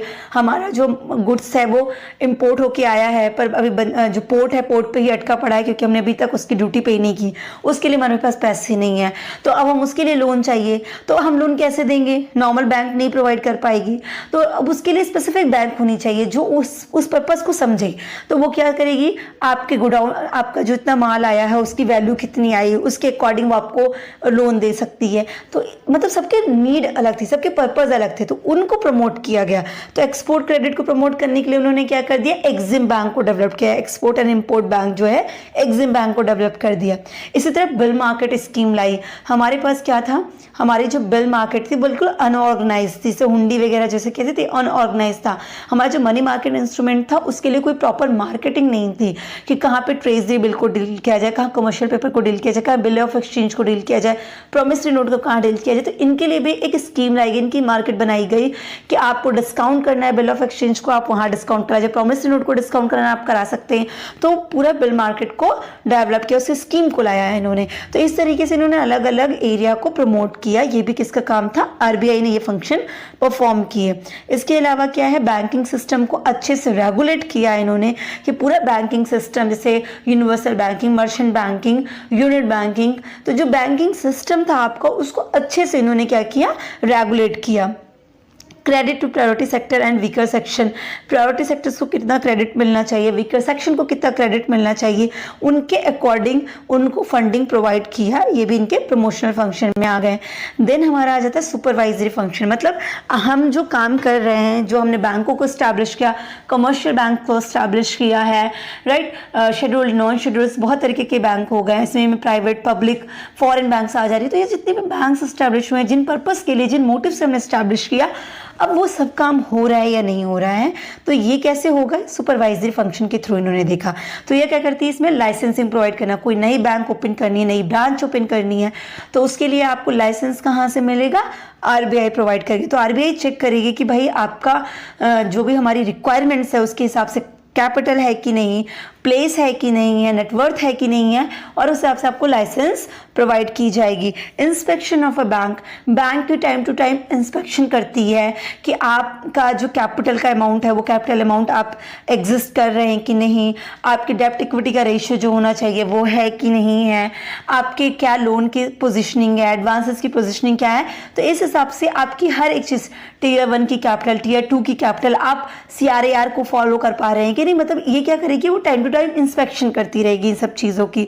कंट्रोल ओवर मैनेजमेंट, तो जितने भी बैंक्स हैं जो उनके मैनेजमेंट है उनका पूरा कंट्रोल आरबीआई देखती है, उनकी अपॉइंटमेंट की कैसे उनको अपॉइंट करना है, रीअपॉइंट करना है, उनकी सैलरी और बाकी चीज़ों को पूरा मैनेजमेंट स्ट्रक्चर, जितने भी पब्लिक सेक्टर बैंक है, इवन प्राइवेट सेक्टर बैंक के भी, खासकर इन चीज़ों को वो अच्छे से सुपरवाइज करती है। देन ऑडिट करती है बैंक, क्या करती है आरबीआई, क्या करती है, टाइम टू टाइम बैंकों की ऑडिट करती रहती है। जैसे कि आप समझिए कमर्शियल बैंक्स हो गई, पब्लिक सेक्टर्स बैंक हो गई या प्राइवेट बैंक हो गई, इनकी गवर्नमेंट क्या, आरबीआई क्या करती है, एक टाइम पे ऑडिट करती है, जिसे कहते हैं स्टैट्यूटरी ऑडिट। मतलब वो ऑडिट आरबीआई कराती है, साल में एक बार कराती है, मार्च या अप्रैल में मंथ में करा देती है। तो आरबीआई ये ऑडिट करा के क्या देखती है कि आपकी एग्जैक्ट पोजीशनिंग क्या है, आप जो बैलेंस शीट हमें दिखाते हैं उसमें जो पोजीशनिंग दिख रही है वो, और आपकी रियल कंडीशन क्या है, एनपीए की क्या कंडीशन है, नॉन परफॉर्मिंग एसेट्स जिन्हें हम कहते हैं। ऐसा तो नहीं कि आपके लोन रिपे करने की कैपेसिटी में ही नहीं है, क्योंकि बैंकों के लिए लोन जो होता है उनकी एसेट्स होती है, डिपॉजिट जो होते हैं उनकी लायबिलिटीज होती हैं। तो क्या आपके एसेट्स आपको अच्छे से परफॉर्म कर रहे हैं कि नहीं, रेवेन्यू जनरेट कर रहे हैं कि नहीं कर रहे हैं, ये सब चीज़ें। एनपीए ज़्यादा तो नहीं हो गया, एनपीए ज़्यादा होगा तो बैंक लॉस में जाएगी क्योंकि प्रोविजनिंग करनी पड़ेगी। तो रियल कंडीशन आपके बैंक की क्या है, ये आरबीआई क्या करती है, टाइम टू टाइम ऑडिट करके देखती है। तो आरबीआई जो ऑडिट करती है उसको क्या नाम देते हैं, स्टैट्यूटरी ऑडिट देते हैं। इसके अलावा भी वो इन सब के अलावा भी बहुत अलग अलग तरीके से अदर फंक्शंस भी सुपरवाइजरी नॉर्म्स में वो परफॉर्म करती रहती है। तो ये सारे के सारे हमने देख लिए हैं जो आरबीआई के फंक्शंस थे। तो हमने पूरा आरबीआई का देखा कि कैसे आरबीआई एस्टैब्लिश हुई, एक प्राइवेट ओन्ड बैंक की तरह एस्टैब्लिश हुई थी। आपकी रॉयल हिल्टन यंग कमीशन, जिन्हें रॉयल कमीशन भी कहते हैं, हिल्टन यंग कमीशन के थ्रू एस्टैब्लिश की गई थी। बाद में उसका नेशनलाइजेशन हुआ और गवर्नमेंट ऑफ इंडिया के थ्रू होल्ड की गई बैंक बन गई, पूरी तरीके से पब्लिक बैंक बन गई, राइट, नेशनलाइज्ड बैंक बन गई आरबीआई। ये अपेक्स बॉडी है, पूरी तरीके से सारी बैंकों की बैंक है वो। तो ये हमने पूरा उसका ऑर्गेनाइजेशनल स्ट्रक्चर, उसके गवर्नर्स, डिप्टी गवर्नर्स के बारे में देखा। सो आई होप आपको क्लियर हुआ होगा। सबसे पहले हम देखते हैं कि बैंक क्या होती है। तो बैंक जो होती है, जिन एक्ट के थ्रू गवर्न होती है, उनमें दो एक्ट है। एक तो आपका बैंकिंग रेगुलेशन एक्ट 1949 और दूसरा आपका आरबीआई एक्ट 1934। तो ये दोनों इम्पॉर्टेंट बैंकिंग एक्ट है जिनसे बैंक्स गवर्न होती है। तो बैंक क्या होती है इसके बारे में, बैंकिंग कंपनीज एक्ट 1949 के अकॉर्डिंग क्या कहा गया है, a bank is a financial institution which accept money from the public for the purpose of lending or investment, repayable on demand or otherwise withdrawable by check, drafts or order। तो इन्होंने कहा कि bank क्या है, एक financial institution होती है जो कि पब्लिक से मनी को एक्सेप्ट करती है डिपॉजिट के फॉर्म में, और वो जब दूसरों को या उन्हें पैसे की ज़रूरत होती है तो उन्हें वो एज अ इन्वेस्टमेंट फॉर्म में, क्योंकि बैंक तो पैसे उधार देगी तो उसके लिए इन्वेस्टमेंट हो जाएगा, एसेट्स हो जाएगी, तो एज अ इन्वेस्टमेंट फॉर्म में वो उनको रिपे करती है। और जो डिपॉजिट्स होती हैं उनको जब भी आप डिमांड करेंगे या आप जब भी मांगेंगे, चेक के थ्रू, डीडी के थ्रू या आपके ऑर्डर पे किसी भी तरीके से, किसी भी फॉर्म में, तो वो उसको आपको रिपे करेगी। यही मेनली बैंक है। तो मेनली क्या हो गया, बैंक एक फाइनेंशियल इंस्टीट्यूशन होती है जो पब्लिक से डिपॉजिट को एक्सेप्ट करती है और उसके बाद उसे लोन के फॉर्म में देती है जो कि बैंक के लिए इन्वेस्टमेंट होती है। तो एज ए इन्वेस्टमेंट वो लोन प्रोवाइड करती है लोगों को, और जब भी उन्हें ज़रूरत होती है तो वो उसको डिमांड पे कर देती है, या चेक या डीडी किसी और फॉर्म में भी वो उसको रिपे कर देती है। ये डेफिनेशन बैंकिंग कंपनी की, बैंक की किसने दी थी, बैंकिंग कंपनीज एक्ट 1949 के अकॉर्डिंग है। सो मीन्स क्या हो गया बैंक का, कि ये किसके लिए इस्टेब्लिश हो रही है, सिर्फ लैंडिंग एंड बोरोइंग पर्पज़ के लिए एक्सेप्ट करती है डिपॉजिट और लैंड करती है। तो बैंक कैसी होती है, ये प्रॉफिट सीकिंग होती है। ये ऐसी बैंक क्या होती है, एक फाइनेंशियल इंस्टीट्यूशन कैसी है जो कि प्रॉफिट मोटिव से बनाई गई है। बैंक का जो फॉर्मेशन होता है वो जॉइंट स्टॉक कंपनी की तरह होता है, और ये किसके लिए बनाई जाती है, प्रॉफिट मोटिव के लिए, ना कि सोशल मोटिव के लिए, राइट, जो कि किस में डील करती हैं, मनी और क्रेडिट में डील करती हैं। और अगर हमें दूसरे तरीके से बात करें तो ये कैसा है, एक मीडिएटर की तरह वर्क करती है, किसके बीच में, लेंडर एंड बोरोवर की तरह। और वो डिपॉजिट एक्सेप्ट कर लेती हैं और जिसको ज़रूरत होती है उनको उसी डिपॉजिट से उधार प्रोवाइड करती हैं। तो वो बीच में क्या हो गए, मीडिएटर, एक से पैसे लेती हैं, दूसरे को पैसे देती हैं, जिसको जिस हिसाब से रिक्वायरमेंट होती है। तो ये हमने देखा कि एग्जैक्टली बैंक क्या होती है। अब बात करते हैं कमर्शियल बैंक्स की। तो बैंक देखिए, जैसे एग्रीकल्चरल बैंक हो गई, कमर्शियल बैंक हो गई, इंडस्ट्रियल बैंक हो गई, आपकी मिसलेनियस बैंक भी होती हैं। तो ये बैंक के अलग अलग फॉर्म होते हैं। तो वहाँ पे हम बात कर रहे हैं कमर्शियल बैंक्स क्या होती है। कमर्शियल बैंक क्या होती है, accept small deposit of public and convert it into huge capital, then let it to borrowers for short term period not more than 1 year. तो जनरली क्या होता है, कमर्शियल बैंक इस्टेब्लिश की गई थी इस पर्पज़ से कि वो पब्लिक से डिपॉजिट एक्सेप्ट करेंगे, और अलग अलग पब्लिक से, जब पब्लिक से मतलब थोड़े थोड़े अमाउंट करके उनके पास बहुत सारा डिपॉजिट हो जाता है, तो वो डिपॉजिट क्या करती हैं, लैंड करती हैं, जिनको रिक्वायरमेंट होती है उन्हें वो उधार के फॉर्म में, मतलब लोन के फॉर्म में प्रोवाइड कर देती हैं। तो जनरली ये कहा गया था कि commercial bank short term period के लिए लोन प्रोवाइड करेंगे, जिनका टेन्योर क्या हो गया, लेस देन 1 ईयर होगा, जो कि जनरली आज के टाइम पे बात करें तो ऐसा नहीं है। उसके बाद ये हुआ कि ये डिपॉजिट किस फॉर्म में एक्सेप्ट करती हैं, सेविंग अकाउंट के फॉर्म में एक्सेप्ट करती हैं। तो सेविंग अकाउंट के फॉर्म में उनके पास डिपॉजिट आता है। अब अकाउंट ओपनिंग के कई तरीके होते हैं, जैसे सेविंग अकाउंट हो गया, करंट अकाउंट हो गया, आपका फिक्स डिपॉजिट अकाउंट हो गया, आरडी हो गया। तो अलग अलग अकाउंट ओपन के तरीके हैं जिनके थ्रू डिपॉजिट इनके पास आ जाते हैं। मेनली सेविंग अकाउंट्स के थ्रू डिपॉजिट आते हैं। फिर ये क्या करती हैं, जो बिज़नेस हाउसेज होती हैं उनको उनकी वर्किंग कैपिटल के लिए, वर्किंग कैपिटल मतलब समझ रहे हैं आप, डे टू डे ऑपरेशन को मीट आउट करने के लिए जो फंड की रिक्वायरमेंट होती है, दैट इज़ वर्किंग कैपिटल। तो उनके लिए वो लोन प्रोवाइड करती हैं बिज़नेस हाउस। कमर्शियल पर्पज़ है ना बिज़नेस के लिए, तो जो भी आपकी वर्किंग कैपिटल की रिक्वायरमेंट है उसके लिए वो आपको क्या प्रोवाइड करती हैं, लोन प्रोवाइड करती हैं। अब अगर हम बात करें कौन है कमर्शियल बैंक्स, तो SBI, PNB, ICICI, ये सारी कैसी हैं, कमर्शियल बैंक से जो इस टाइम लीड कर रही हैं। बात करते हैं फंक्शन की बात, तो कमर्शियल बैंक्स के प्राइमरी फंक्शन में देखते हैं तो क्या होता है, उनका मेन फंक्शन क्या हो गया, बैंक का डिपॉजिट को एक्सेप्ट करना और लोन को प्रोवाइड करना, राइट। अब लोन को प्रोवाइड करना मतलब टर्म लोन हो गया, OD हो गया, CC हो गया, कंज्यूमर क्रेडिट हो गया, बिल डिस्काउंटिंग हो गया, ऐसे बहुत टाइप के छोटे मोटे लोन होते हैं जो कौन प्रोवाइड करता है, कमर्शियल बैंक्स प्रोवाइड करती है।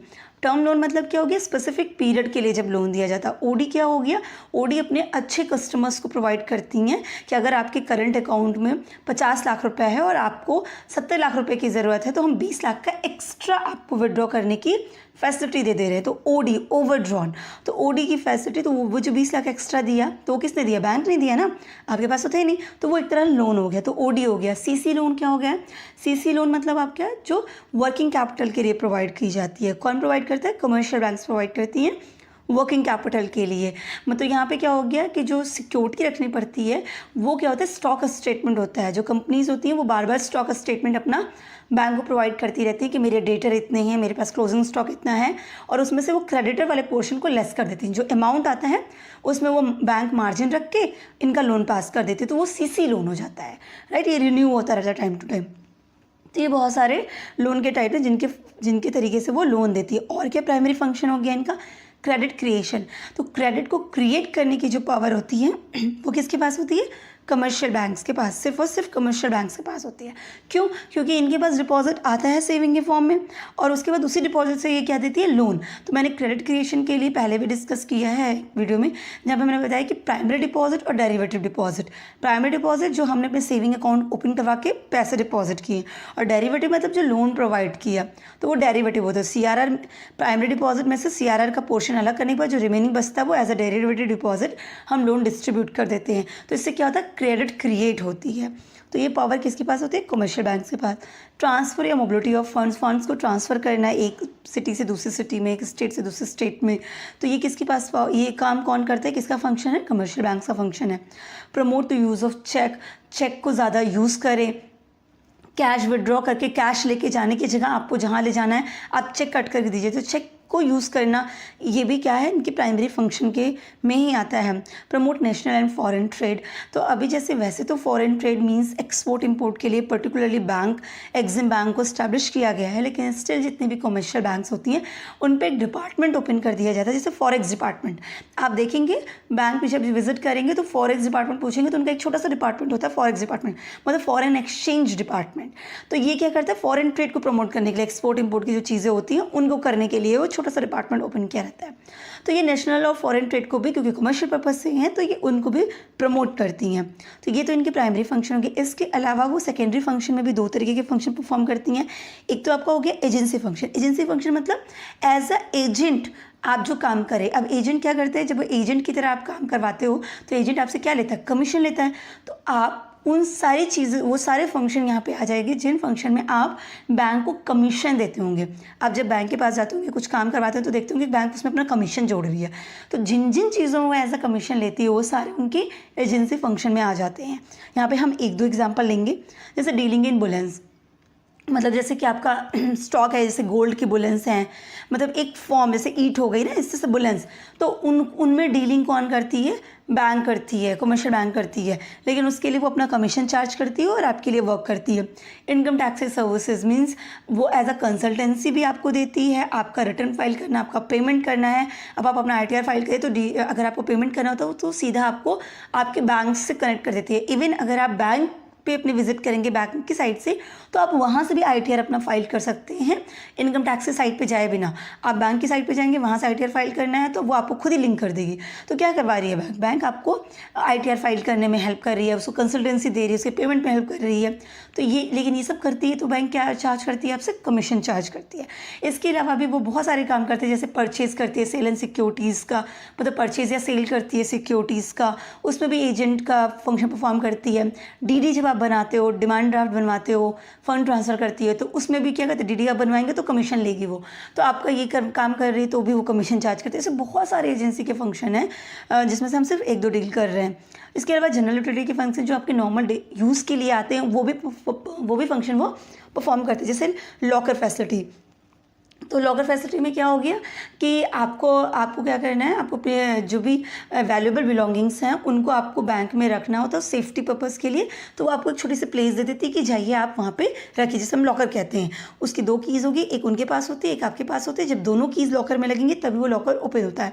उसके लिए वो क्या करती है? आपसे कमीशन नहीं लेती हैं, एक रेंट चार्ज करती हैं, लॉकर रेंट उसे कहते हैं, कि आप हमारी बैंक का उतना प्रीमाइसेस का उतना छोटा सा पोर्शन यूज़ कर रहे हैं जिसमें अपनी बिलोंगिंग्स रखते हैं, हम आपको सेफ्टी दे रहे हैं, सो आप मुझे उसके लिए, उस जगह के लिए रेंट दीजिए। आप घर लेने जाते हो, किसी का घर यूज़ करते हो तो रेंट देते हो ना, गोदाउन लेते हो तो रेंट देते हो, तो उसी तरीके से आप बैंक के प्रीमाइसेस का छोटा सा प्लेस यूज़ कर रहे हो तो आप उनको क्या प्रोवाइड करते हो? Rent, right. इसीलिए लॉकर फैसिलिटी को, लॉकर की बात करते हैं तो बैंक और कस्टमर का जो रिलेशन होता है वो लेसर एंड लेसी का रिलेशन हो जाता है, राइट। इसके अलावा पोर्टफोलियो मैनेजर्स होते हैं, शेयर्स वगैरह, डिवेंचर्स वगैरह को कैसे मैनेज करना, कहाँ इन्वेस्टमेंट करना, कैसे करना, ये सब चीज़ें आपकी इसमें आ जाती हैं, राइट। कैसे विड्रॉल करना है, फास्ट एंड ईजी विड्रॉ की जो फैसिलिटीज़ होती है, UPI वगैरह बनाना, ये सब आपको कमर्शियल बैंक्स प्रोवाइड करती है। जैसे एजेंसी फंक्शन में ही आप देखेंगे तो वो आपको, मैंने बताया, SIP वगैरह आपको देना है, LIC का इंश्योरेंस पेमेंट करना है, कहीं का रेंट देना है, इंश्योरेंस प्रीमियम पे करना है, तो ये सब काम क्या करती है? वो बैंक आपका एज ए एजेंट आपका काम करती रहती है, मतलब जो आप खुद जाके नहीं कर सकते वो एज एन एजेंट वो करती रहती है। तो SIP की पेमेंट है वो कर देगी, आपके अकाउंट से SIP कट होती रहेगी। उसके अलावा वो आपको कहीं LIC का प्रीमियम भरना है, आप लिंक कर दीजिए तो वो प्रीमियम के ड्यू डेट पे वो प्रीमियम आपके अकाउंट से कट करके तुरंत भेज देगी, तो वो उसके लिए कमीशन चार्ज करते हैं। वो सब क्या एजेंसी फंक्शन में आ जाते हैं। और जनरल यूटिलिटी में जैसे ट्रैवलर्स चेक वगैरह भी आते हैं। ट्रैवलर्स चेक मतलब पहले जैसे अभी जैसे वो आपका हो गया ना, डेबिट कार्ड, क्रेडिट कार्ड हो गया, वैसे पहले ट्रैवलर्स चेक होते थे कि आप घूमने जा रहे हैं तो आपको पैसे ले जाके कैरी करने की ज़रूरत नहीं है, पैसे कैरी करने की नहीं। आप क्या कर सकते हैं कि आप वो चेक, वो जो आपका कार्ड रहेगा, ट्रैवलर्स चेक जिससे कार्ड कहते हैं, तो वो कार्ड रहेगा, उसमें आपका उतना अमाउंट डिपॉजिट रहेगा, आप जहाँ पे जाएंगे स्वैप करके अपना अमाउंट, मतलब आप आराम से यूज़ करते, जैसे आप लोग गेम जोन में जाके अपना कार्ड बनवा लेते हैं ना, तो एक बार पेमेंट करके वो कार्ड बन गया, उतने अमाउंट तक आप जो भी गेम खेलना चाहते हैं आप स्वैप करते जाइए, गेम खेलते जाते हैं। ऐसे ही ट्रैवलर्स चेक भी था। अब आज के टाइम पर उसका कॉन्सेप्ट कम हो चुका है क्योंकि क्रेडिट कार्ड, डेबिट कार्ड बहुत ज़्यादा ही यूज़ हो रहे हैं। सो ये सारे हमारे क्या हो गए? सेकेंडरी फंक्शन होंगे, और तो जनरल एजेंसी और general utility primary function. So I hope आपको सब कुछ क्लियर हुआ होगा कि कमर्शियल बैंक्स कैसी होती हैं, क्या उनका नेचर होता है। देखिए बेसिकली RRB क्या हो गई? बैंकिंग सर्विसेज रूरल एरियाज़ में प्रोवाइड करना, राइट। सो RRB जो स्टेबल की गई ना, वो इसी ऑब्जेक्टिव के साथ स्टेबल की गई कि जो रूरल एरियाज़ हैं, बेसिकली जो स्मॉल फार्मर्स हैं, जो आर्टिजन्स हैं, जो रूरल एंटरप्रेन्योर्स हैं, जो वीकर सेक्शन है सोसाइटी का, उनको बैंकिंग सर्विसेज प्रोवाइड की जा सके। सो ये भी एक बैंक है, पर ये बैंक कहाँ पर स्टेबल होगी? रूरल एरियाज़ में स्टेबल होगी। जो रीजनल एरियाज़ हैं उनको कवर करने के लिए ये बैंक को स्टेबल किया गया। क्लियर हो गया? तो रीजनल रूरल बैंक क्या होती है? वो स्टेबल होती है 1975 में, और किसकी रिकमेंडेशन पे स्टेबल स्टेबल हुई, नरसिम्हम कमेटी की रिकमेंडेशन पे स्टेबल हुई। देखिए एग्जाम्स में इस पे शॉर्ट नोट्स आ जाते हैं, और अगर एमसीक्यूज़ की बात करें तो इस तरह के क्वेश्चंस बहुत फ्रेम किए जाते हैं कि किसकी रिकमेंडेशन पे ये आरआरबी स्टेबल हुई है, या आरआरबी की स्टैब्लिशमेंट का ईयर क्या है, आरआरबी एक्ट कब फ्रेम हुआ, इस तरह के क्वेश्चंस बहुत पूछे जाते हैं। ठीक है, तो आप याद रखिएगा कि आरआरबी को जब स्टेबल किया गया था वो नरसिम्हम कमेटी की रिकमेंडेशन पे स्टेबल किया गया था, 1975 में स्टेबल किया गया था। और ये जो स्टैब्लिशमेंट हुई थी ना वो एक ऑर्डिनेंस के थ्रू की गई थी, मतलब ऑर्डिनेंस लाया गया था 26 सितंबर 1975 को, और उसी के तहत आरआरबी की स्टैब्लिशमेंट की गई।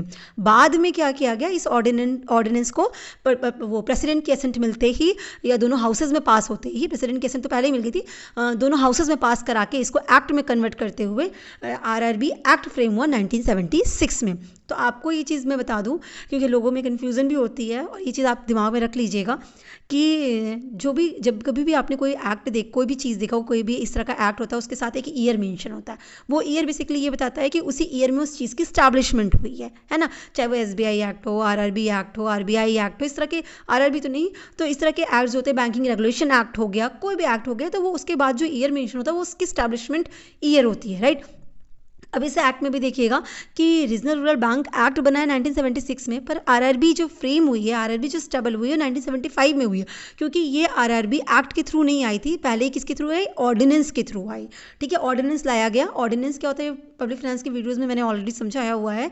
तो जब दोनों हाउसेज में नहीं पास होता है, सबसे सीधे प्रेसिडेंट की एसेंट लेके प्रेसिडेंट से साइन करवा के चीज़ों को लागू कर दिया जाता है, तो वो ऑर्डिनेंस के नाम से आती है, और बाद में उसको दोनों हाउसेज में पास करा लिया जाता है, तब वो एक्ट में कन्वर्ट हो जाती है। तो इस तरीके की चीज़ों के थ्रू आरआरबी स्टेबल हुई है। किसकी रिकमेंडेशन में, नरसिम्हम कमेटी की। तो देखिए आरआरबी को, अगर मैं आरबीआई के बारे में बात करूं कि आरबीआई एक्ट ने आरआरबी को कैसे रिकॉग्नाइज किया, तो आरबीआई एक्ट के अकॉर्डिंग आरआरबी क्या है, एक शेड्यूल्ड कमर्शियल बैंक है। एमसीक्यूज में ये भी पूछा जाता है कि आरआरबी क्या है, एक शेड्यूल्ड कमर्शियल बैंक है, नॉन शेड्यूल्ड बैंक है, कोऑपरेटिव बैंक है, किस तरह की बैंक है। तो आपको याद रहना चाहिए कि आरबीआई एक्ट 1934 के अकॉर्डिंग ये कैसी बैंक है, ये एक शेड्यूल्ड कमर्शियल बैंक है जिसको बैंकिंग बिजनेस करने का ऑथराइजेशन मिला हुआ है। बैंकिंग बिजनेस का मतलब क्या हुआ, बैंकिंग रेगुलेशन एक्ट 1949 ने जो बैंकिंग बिजनेस के रिगार्डिंग बात कही है, जो बैंकिंग की डेफिनेशन दी है कि बैंक से ये सर्विसेज प्रोवाइड कर सकते हैं, वो सब सर्विसेज प्रोवाइड करने की ऑथराइजेशन किसके पास है, रीजनल रूरल बैंक के पास है, आरआरबी के पास है।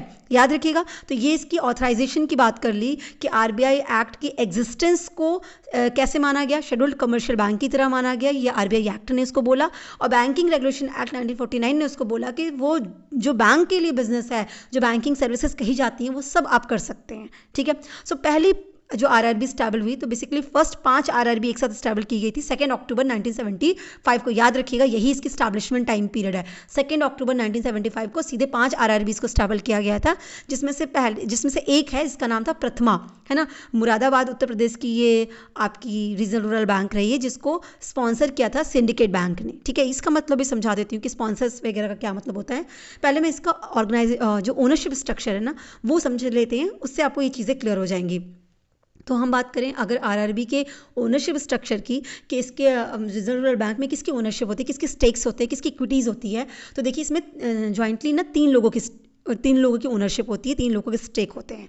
कौन कौन, एक हमारी गवर्नमेंट ऑफ इंडिया हो गई, दूसरी जिस स्टेट में वो आरआरबी होगी उस वहाँ की स्टेट गवर्नमेंट, ठीक, तीसरी आती है स्पॉन्सर बैंक। क्लियर हो गया। अब स्पॉन्सर्स बैंक में 27 शेड्यूल्ड कमर्शियल बैंक्स और एक हमारी स्टेट कोऑपरेटिव बैंक्स, ये इनकी स्पॉन्सर्स बैंक कही जाती हैं। अब ये तीनों लोग जो हैं, मतलब government of India, state government और जो स्पॉन्सर्स बैंक होती हैं, ये इनके अपने इक्विटी के स्टेक्स होते हैं। ठीक है, किसके कितने शेयर होंगे, तो गवर्नमेंट ऑफ इंडिया 50% स्टेक रखती है। ठीक है, मतलब अगर मैं बात करूँ कि आरआरबी को स्टेबल करने में जो कैपिटल लगने वाली है, अगर ऐसे समझिएगा, जो कैपिटल लगने वाली है, तो 50% कैपिटल किसके थ्रू पे की जाएगी, गवर्नमेंट ऑफ इंडिया के थ्रू पे की जाएगी। स्टेट गवर्नमेंट 15% पे करेगी, स्पॉन्सर्ड बैंक जो होगी वो 35% पे करेगी। तो 15, 50, 35 इनका रेशियो है। Is it clear? ये याद रखिएगा। पहले ये रेशियो दूसरा था, बाद में अमेंडमेंट के साथ ये रेशियो चेंज किया गया और 50, 15, 35 बनाया गया है। Is it clear? अब जब मैं बात कर रही हूँ स्पॉन्सर बैंक की, सो बेसिकली स्पॉन्सर करना, जैसे आप देखिए कोई प्रोग्राम होता है, कोई इवेंट होता है, तो कहते हैं ना इस प्रोग्राम को, इस इवेंट को स्पॉन्सर किया इस पर्सन ने, कहने का मतलब उसका खर्चा किसने उठाया है, इस स्पॉन्सर जो भी कंपनी जिसने भी किया होगा उसने किया है। इसी तरीके से आरआरबी को जब रूरल एरियाज़ में स्टेबल करने की बात कही गई तो इसको कैसे स्टेबल किया जाएगा, क्योंकि बाकी तो बैंक्स जो होती हैं एक तरीके से कंपनीज़ होती हैं, बैंकिंग कंपनीज़ होती हैं, पर जब आरआरबी की बात करें तो इसको कैसे स्टेबल करने की बात कही गई थी। तो यहाँ पे बोला गया था कि भाई ऐसा है कि इसके लिए किसी एक को रखिए जो इसको स्पॉन्सर करता रहे, जो इसको देखता रहे, इसको संभालता रहे, है ना, जैसे कहते हैं गार्जियन की तरह। तो ऐसे ही हमारी स्पॉन्सर बैंक आई, ठीक क्लियर है। तो आरआरबी के लिए हर एक आरआरबी की एक अपनी स्पॉन्सर बैंक होती है जो कि कमर्शियल बैंक्स होंगे, जो कमर्शियल बैंक तो जैसे पीएनबी हो गई, एसबीआई हो गई, है ना, ये सारी जो बैंक्स हो गई, सिंडिकेट बैंक वगैरह जो भी, यूनियन बैंक, ये जितने भी कमर्शियल बैंक्स हैं ना, वो स्पॉन्सर्ड बैंक का रोल प्ले करेंगी और वो अपनी एक आरआरबी रखेंगी, ठीक है। मतलब हर एक आरआरबी जो सेटअप की जाएगी उसका एक ना एक स्पॉन्सर बैंक होना ही चाहिए। ये स्पॉन्सरिंग बैंक जो होती हैं वो आरआरबी को हेल्प करती हैं, असिस्टेंस प्रोवाइड कर देती हैं बहुत तरीक़ों से, जैसे कि वो उनको शेयर कैपिटल उनकी सब्सक्राइब करती हैं, वो उनको मैनेजरियल असिस्टेंस प्रोवाइड करती हैं, फाइनेंशियल हेल्प प्रोवाइड करती हैं, रिक्रूटमेंट में हेल्प प्रोवाइड करती हैं। इसके अलावा जो भी ऑपरेशंस किए जाते हैं अदर एरियाज ऑफ ऑपरेशन में भी आपको ये स्पॉन्सर्स बैंक जो होंगी, आपकी जो भी स्पॉन्सर्स बैंक होगी वो हेल्प करेगी। जैसे मैंने बोला ना कि जो प्रथमा बैंक, जो 5 पहली बैंक स्टेबल की गई थी उसमें एक बैंक थी प्रथमा बैंक। तो प्रथमा बैंक की स्पॉन्सर बैंक कौन थी, सिंडिकेट बैंक। तो सिंडिकेट बैंक की जिम्मेदारी थी कि वो इनको देखता रहे, उसमें जो भी ऑपरेशंस हैं, जो फाइनेंशियल असिस्टेंस है वो सब उनको प्रोवाइड करे, उनको स्टेबल करने में हेल्प करे। समझ में आई बात। तो ये स्पॉन्सर्स बैंक का काम हो गया। तो 3 लोगों के स्टेक हो गए, government of India, state government और स्पॉन्सर बैंक। और ये जो स्टेक है ना 50-15-35, ये स्टेक आप याद रखिएगा, 50-15-35 का ये स्टेक याद रखना जरूरी है, ठीक है। अब रेगुलेशन की बात करें कि इसको कौन रेगुलेट कराता है, चलाता कौन है, तो आरआरबी को रेगुलेट करती है आरबीआई ही, और उसको सुपरवाइज करने का काम किसको दिया गया, नाबार्ड को, क्योंकि रूरल एरियाज की बात कही गई इसलिए इसको सुपरवाइज कौन करता रहेगा, देख रेख कौन करता रहेगा, नाबार्ड करती रहेगी, ठीक है। फाइनेंशियल और बाकी तरीके की हेल्प कौन करता रहेगा, स्पॉन्सर बैंक करती रहेगी। इस तरीके से हमारी आरआरबी स्टेबल हुई। अब हम इसके ऑब्जेक्टिव की बात कर लेते हैं कि आरआरबी का ऑब्जेक्टिव क्या है। तो देखिए पहला ऑब्जेक्टिव है तो फाइनेंशियल इंक्लूजन। ऑब्वियस सी बात है कि आरआरबी ने ना रूरल एरियाज़ में पूरा बैंकिंग फैसिलिटी प्रोवाइड करने का काम किया। देखिए यही मतलब जो नरसिम्हम कमेटी थी ना, उनका रिकमेंडेशन के पीछे रीज़न भी यही था। उनका मानना था कि ऐसे जो बैंक्स हैं उनसे लोग कनेक्ट नहीं हो पाते। अगर हम अलग अलग एरियाज़ में उस एरिया के अकॉर्डिंग बैंक स्टेबल करा दें, है ना, रीजनल रूरल बैंक इसीलिए कहा गया, उस रीजनल को, उस एरियाज़ को कवर करते हुए अगर उनकी अपनी स्पेसिफिक बैंक हम स्टेबल कराएंगे ना, तो उससे वो कनेक्ट होंगे, उनको लोकल का फील आएगा। वो लोकल का फील उनको देने के लिए इसको स्टेबल कराया गया। तो जब इस तरह की चीज़ें स्टेबल होती हैं, जैसे जिस चीज़ से भी आपको अपनापन महसूस होता है, आप उससे कनेक्ट हो जाते हैं ना, तो यही चीज़ यहाँ पे रखी गई थी। तो इसीलिए फाइनेंशियल इंक्लूजन हो पाया, क्योंकि वो सारी रूरल एरियाज़ में स्टेबल हो रही थी और लोगों को अपने साथ कनेक्ट कर रही थी। वो भी जो ये रूरल एरियाज़ में रहने वाले लोग हैं उनको हर फैसिलिटीज़ बहुत सस्ते और कम रेट में प्रोवाइड की जा रही थी, बहुत चीपर तरीके से, बहुत सस्ते तरीके से प्रोवाइड की जाती, जिससे उनको लगे कि हाँ ये हमारी बैंक है, ये हमारी चीज़ है, ये हम लोगों का है।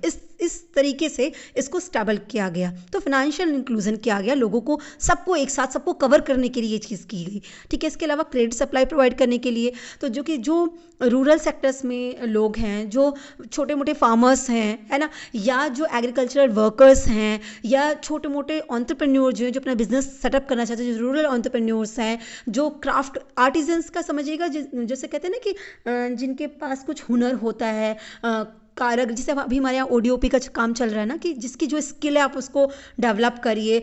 जो मूस के प्रोडक्ट बनाना हो गया, या चिकनकारी हो गई, जो इस तरह के जो करघे वगैरह चलाते हैं, इस तरह के लोग जो क्राफ्ट जानते होंगे, जिनकी अपनी स्किल होती है, बेसिक स्किल होती है, उसको बढ़ावा देने के लिए, रूरल आर्टिजन्स को, रूरल क्राफ्ट्स को, रूरल चीज़ों को बढ़ावा देने के लिए, उनको क्रेडिट प्रोवाइड करने के लिए ये आरआरबी स्टेबल की गई कि उनको दिया जाए। अब जैसे आप नॉर्मली बैंक्स में जाइए तो आपको पर्सनल लोन लेना है, आपको होम लोन लेना है, आपको कार लोन लेना है, इस तरह के लोन की बात होती है, उनके अलग अलग रेट ऑफ इंटरेस्ट होते हैं उसके अकॉर्डिंगली।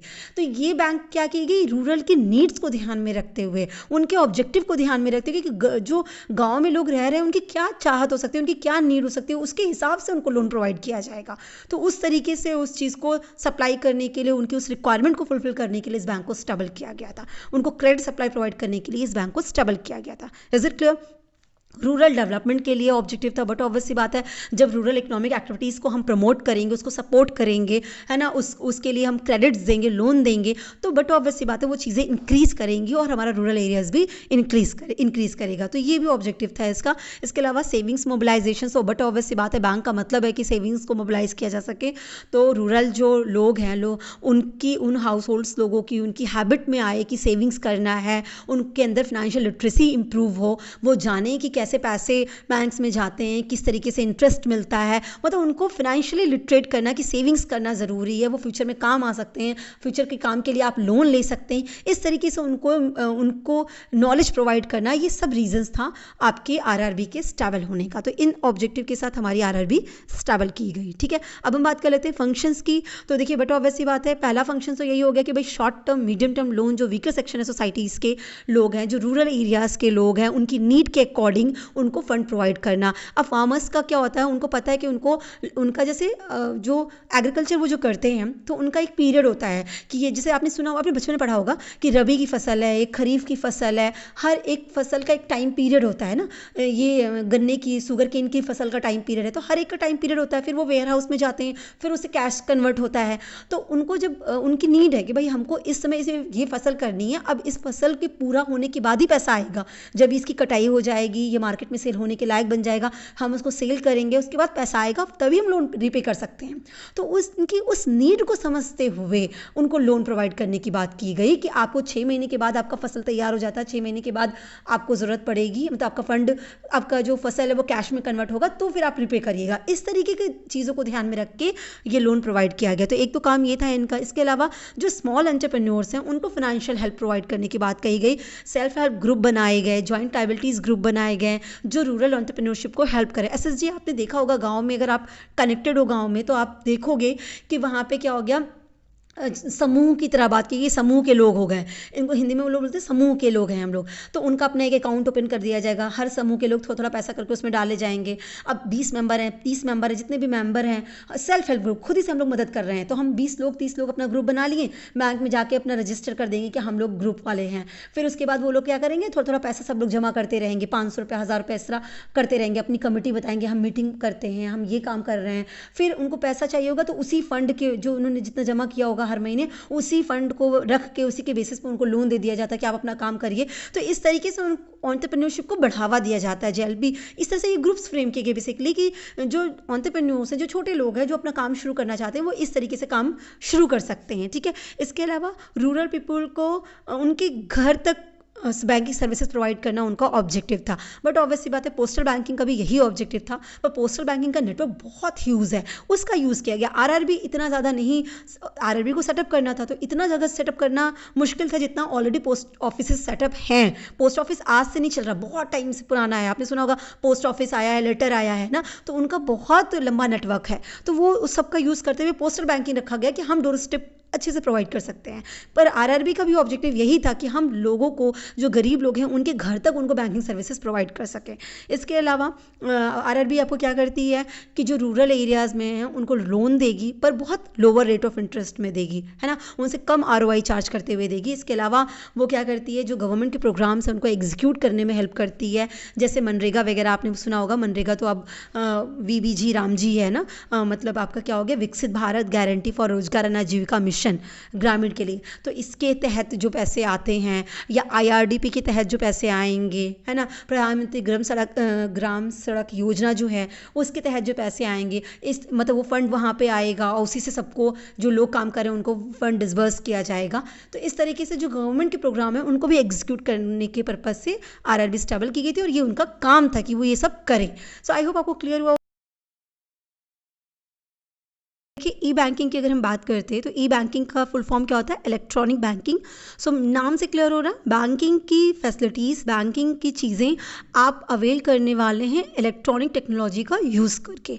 तो जब हम टेक्नोलॉजी का यूज़ करके, इलेक्ट्रॉनिक टेक्नोलॉजी का यूज़ करके बैंकिंग सर्विसेज अवेल करते हैं या फाइनेंशियल ट्रांजेक्शन्स को कंडक्ट करते हैं, तो उसी को क्या कहते हैं, ई बैंकिंग कहते हैं, राइट। सो ई बैंकिंग क्या रिफर करता है, बैंकिंग सर्विसेज की डिलीवरी इलेक्ट्रॉनिक चैनल्स के थ्रू, राइट। कहने का मतलब आपको ब्रांच में विजिट करने की ज़रूरत नहीं है। ब्रांच विजिट किए बिना ही जब इलेक्ट्रॉनिक मीडियम से, मतलब इंटरनेट, मोबाइल फ़ोन, कंप्यूटर, इन सब के थ्रू आप बैंकिंग सर्विसेज को अवेल करते हैं, अपने फिनेंशियल ट्रांजैक्शंस को कंडक्ट करते हैं, तो उसी को हम क्या कह देते हैं कि ये ई बैंकिंग है, इलेक्ट्रॉनिक बैंकिंग है। मतलब बैंक का जो भी वर्क है, बैंक की जो भी फैसिलिटीज़ हैं, जो भी सर्विसेज हैं जो आप अवेल करते हो, वो सारी सर्विसेज आप अवेल करने वाले हो, लेकिन ब्रांच विजिट नहीं करोगे। बिना बैंक गए ही आप वो सारी सर्विसेज अवेल करोगे through what, through electronic medium, है ना। उसी को हम कहते हैं ई बैंकिंग। तो अगर हम बात करें फीचर्स की, देखिए ई बैंकिंग ना ऐसा टर्म है कि आप सब ने सुन रखा है इस टर्म के बारे में ना, ई बैंकिंग आज के टाइम पे ये नीड है, क्योंकि डिजिटल इंडिया की बात हो रही है ना। तो डिजिटल इंडिया में ई बैंकिंग के बिना डिजिटल इंडिया पॉसिबल ही नहीं है, ठीक है। तो अब हम ई बैंकिंग के अगर फीचर्स की बात करें तो क्या क्या हो जाता है। फीचर्स की अगर हम बात करते हैं तो एक होता है हमारा कन्वीनियंट, है ना। तो देखिए कन्वीनियंस है, कस्टमर किसी भी टाइम पे अपने अकाउंट्स के बारे में जान सकता है ना, 24/7 उसको अपने अकाउंट्स का एक्सेस रहता है। फिजिकली आपको बैंक विजिट करने की ज़रूरत ही नहीं है, बिना विजिट किए ही आप क्या कर सकते हैं, बैंकिंग फैसिलिटीज़ को अवेल कर सकते हैं। तो ये आपके लिए बहुत कन्वीनियंट हो गया। बट ऑब्वियस सी बात है, हम हर जगह देखते हैं ना, जो चीज़ हमें ईजिली अवेलेबल हो जाती है वो हमारे लिए कन्वीनियंट होती है कि भाई ये बहुत आराम से काम हो जाएगा, इसमें हमें बहुत हेडेक नहीं लेना है।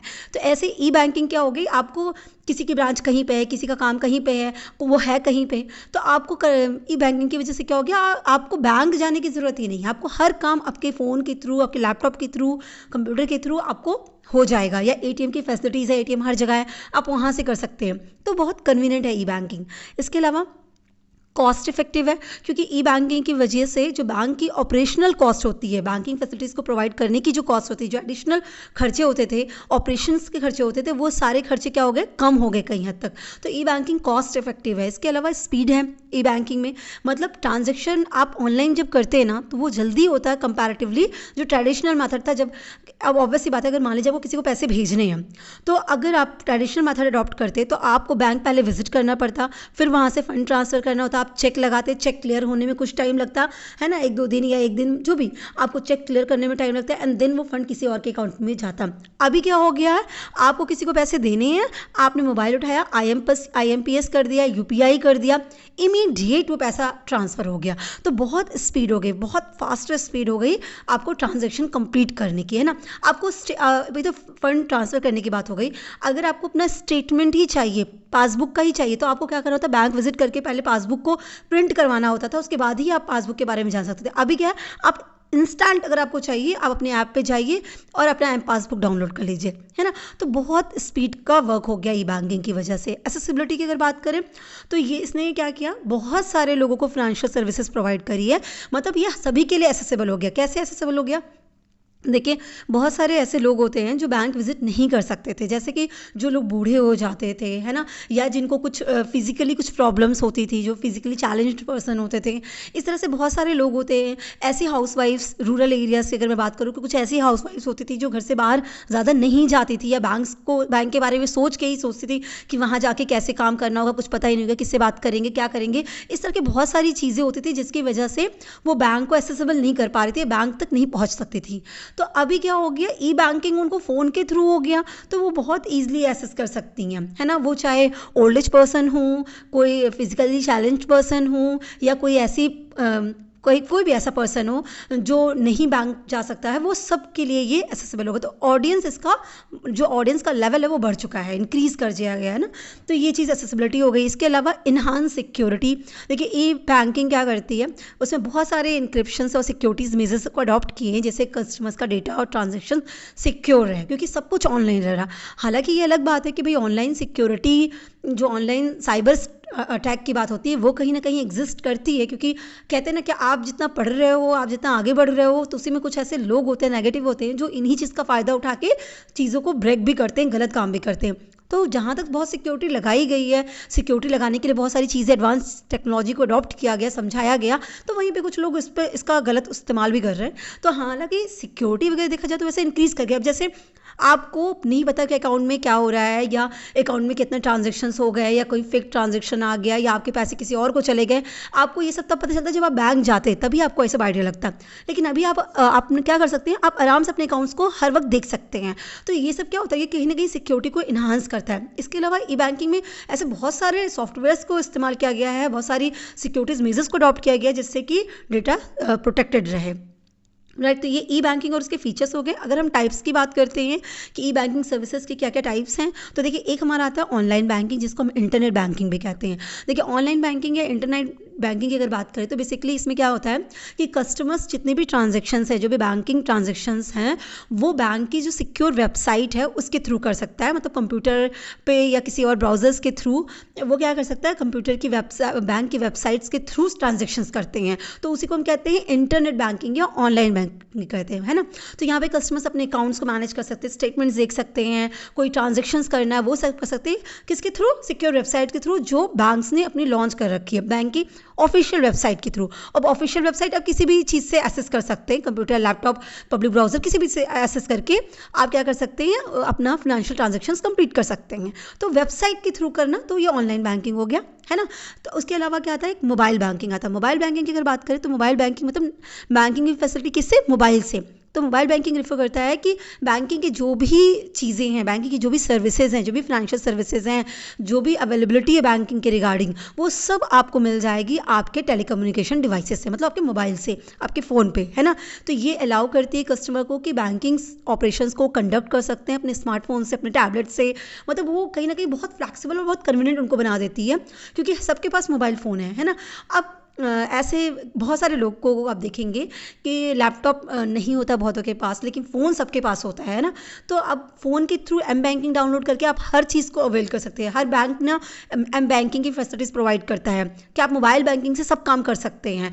आपको ऐसा नहीं कि लैपटॉप ओपन करिए, उनकी वेबसाइट पे जाइए, फिर वहाँ से सारे काम कंप्लीट करिए, ऐसा करने की ज़रूरत ही नहीं है। आप एम बैंकिंग से सब काम कर सकते हैं। मोबाइल पे ऐप उनका डाउनलोड किए और उसके थ्रू आप सारा काम कर सकते हैं। तो कहीं ना कहीं ये बहुत फ्लैक्सिबिलिटी और बहुत कन्वीनियंट हो गया है, ठीक है। तो ये बैंकिंग सर्विसेज को किसी भी समय किसी भी जगह से प्रोवाइड करने की फैसिलिटी दे देती है, क्योंकि ये मोबाइल एप्लीकेशन के थ्रू आप इस पर वर्क कर सकते हैं। बहुत सारे, हर बैंक की अगर मैं बात करूँ, हर बैंक का अपना मोबाइल ऐप हो गया है ना।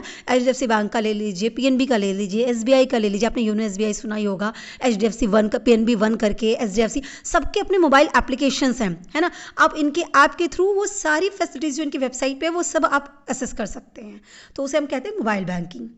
अब इसके अलावा और कौन सी है, हमारी ATM सर्विसेज हो गई। ATM सर्विस में ई बैंकिंग को एक्सटेंड किया ATM तक, मतलब ऑटोमेटेड टेलर मशीन्स।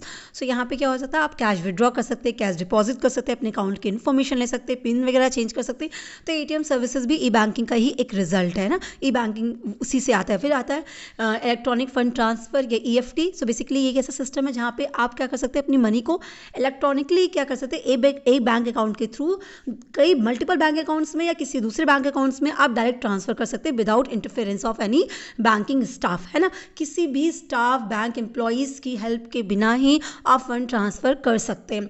आप सब ने सुना होगा IMPS के बारे में, इमीडिएट जो पेमेंट सिस्टम है आपका। इसके अलावा RTGS के बारे में, नेफ्ट के बारे में, UPI के बारे में। इस तरीके से आप बिना बैंकिंग एम्प्लॉयज़ की सर्विसेज अवेल किए, बैंकिंग स्टाफ्स के साथ कनेक्ट हुए ही आप अपने फ़ंड को ईजिली ट्रांसफ़र कर सकते हैं, ठीक है। सो ये हमारी क्या हो जाती है, ये हमारी ई बैंकिंग की सर्विसेज हो जाती हैं। अब हम बात कर लेते हैं कुछ एडवांटेजेस एंड डिसएडवांटेजेस के बारे में। देखिए एडवांटेजेस की बात करें तो ई बैंकिंग बहुत कन्वीनियंट है ना। ये कन्वीनियंट क्यों है, मैंने आपको पहले भी समझा दिया है ना। सबको ईजी एक्सेस है, ब्रांच विजिट करने की ज़रूरत नहीं है, आपके हाथ में फ़ोन है, आप आराम से यूज़ कर सकते हैं। तो ई बैंकिंग मतलब बहुत ज़्यादा कन्वीनियंट हो गई है। फास्टर सर्विसेज हैं, बट ऑब्वियस सी बात है आपको बैंक विजिट करने तक, ब्रांच जाने तक जो टाइमिंग लगती थी वो सब, या बैंक बंद होने का भी एक टाइम होता है, तो वो सब कुछ भी नहीं है आपके पास। आपको आपका इमीडिएट काम होने लगता है। तो फास्टर सर्विसेज हैं, 24x सर्विसेज हैं। आपको बैंक टाइमिंग के अकॉर्डिंग काम करने की ज़रूरत नहीं है। आप किसी भी टाइम, किसी भी वक्त अपनी वर्किंग कंप्लीट कर सकते हैं, अपना फाइनेंशियल ट्रांजेक्शन कंप्लीट कर सकते हैं। ऐसा नहीं कि बैंक इतने बजे से इतने बजे ओपन होगा तो फिर तभी आप फंड ट्रांसफ़र कर पाएंगे, तभी आप चेक लगा पाएंगे, तभी आप पासबुक प्रिंट करवा पाएंगे। ये सब कुछ भी नहीं है। आप किसी भी समय आप अपना काम कर सकते हैं। 24x7 अवेलेबिलिटी हो गई है बैंकिंग सर्विसेज की। लिक्विडिटी मेंटेन है, लिक्विडिटी मेंटेन होने का रीज़न समझिएगा, क्योंकि आपके हाथ में चीज़ें हैं, आपके फ़ोन में, आपके लैपटॉप में है, आप आराम से अपने बैंक्स के जो भी फाइनेंशियल ट्रांजैक्शन आप ईजिली कर सकते हैं। तो आपके पास लिक्विडिटी हमेशा मेंटेन होती है। आपको एफडीज़ में कन्वर्ट करना है, एफडी मैच्योर हो गया, आपको तुड़वाना है, आपको जो कुछ करना है आप इमीडिएट कर सकते हैं, ना कि आपको ब्रांच में जाके 1-2 दिन 3 दिन का टाइम लेते हुए हर एक चीज़ प्रोसेस कंप्लीट करना है। तो लिक्विडिटी मेंटेन रहती है, इमीडिएट फंड चाहिए, आप तुरंत ट्रांसफ़र कर सकते हैं, तुरंत पैसे ले सकते हैं, किसी को पेमेंट करना है इमीडिएट कर सकते हैं। तो लिक्विडिटी मेंटेन है, जैसे आपके हाथ में कैश रहता है, फिर वो आप कहते हैं ना कि लिक्विड है, कि हमको जैसा चाहिए तुरंत पैसा आपके हाथ में है। वैसे ही अब ई बैंकिंग की वजह से आप भले ही डिजिटल मतलब आपके फिजिकल फॉर्म में पैसा आपके हाथ में नहीं होता, पर डिजिटली पैसा आपके हाथ में ही रहता है। आप इमीडिएट, आपको अगर वेजिटेबल भी परचेज करना है तो आप इमीडिएट परचेज कर सकते हैं। तो लिक्विडिटी हमेशा मेंटेन रहती है। आप ऑनलाइन से अपने बिल्स पे कर सकते हैं ना, सर्विलेंस की सर्विसेज आपको प्रोवाइड कर देता है, मतलब आप 24 घंटा अपने अकाउंट्स के बारे में जान सकते हैं, उस ट्रांजेक्शन्स को देख सकते हैं, कहाँ पे क्या पेमेंट हुई है, कौन से चार्जेस कट हो रहे हैं, आप सर्विलेंस कर सकते हैं। मतलब आराम से अपने अकाउंट्स को हर वक्त मेजर कर सकते हैं, हर वक्त देख सकते हैं, निगरानी उस पर रख सकते हैं। तो ये सब कुछ पॉसिबल हो पाया है ई बैंकिंग की वजह से, राइट। अगर डिसएडवांटेज की बात करें तो ये सबसे बड़ा और सबसे मेजर प्रॉब्लम जो हमारे सामने आता है वो है सिक्योरिटी प्रॉब्लम के लिए, क्योंकि बहुत सारे साइबर अटैक और साइबर क्राइम्स हो रहे हैं। तो उन सबको अगर हम ध्यान देखें तो ये एक बहुत मेजर प्रॉब्लम है हमारे सामने। इसके अलावा एक इशू ये भी है कि ई बैंकिंग के बारे में बहुत सारे लोग अवेयर भी नहीं रहते हैं। तो अगर आपको अवेयरनेस नहीं होगी, कुछ लोग इसी सिक्योरिटी मेजर्स की वजह से, सिक्योरिटी प्रॉब्लम की वजह से इतना डरते हैं कि ई बैंकिंग को अडॉप्ट नहीं करना चाहते हैं, है ना। वो आज भी वही फिजिकल मोड में ही काम करना चाहते हैं। तो वो भी एक डिसएडवांटेज है ई बैंकिंग का, क्योंकि लोगों को इसके बारे में ज़्यादा जानकारी नहीं है। फिर पर्सनल रिलेशनशिप नहीं रह जाता है। जैसे पहले के टाइम में जब आप ब्रांच विजिट करते थे तो आपको पता था कि इस बैंक का मैनेजर कौन है, इस ब्रांच का मैनेजर कौन है ना, ये स्टाफ है, इन्होंने ऐसे किया, ये काम हुआ। तो एक रिलेशन रहता था और हर चीज़ें आप पर्सनली जान सकते थे, है ना।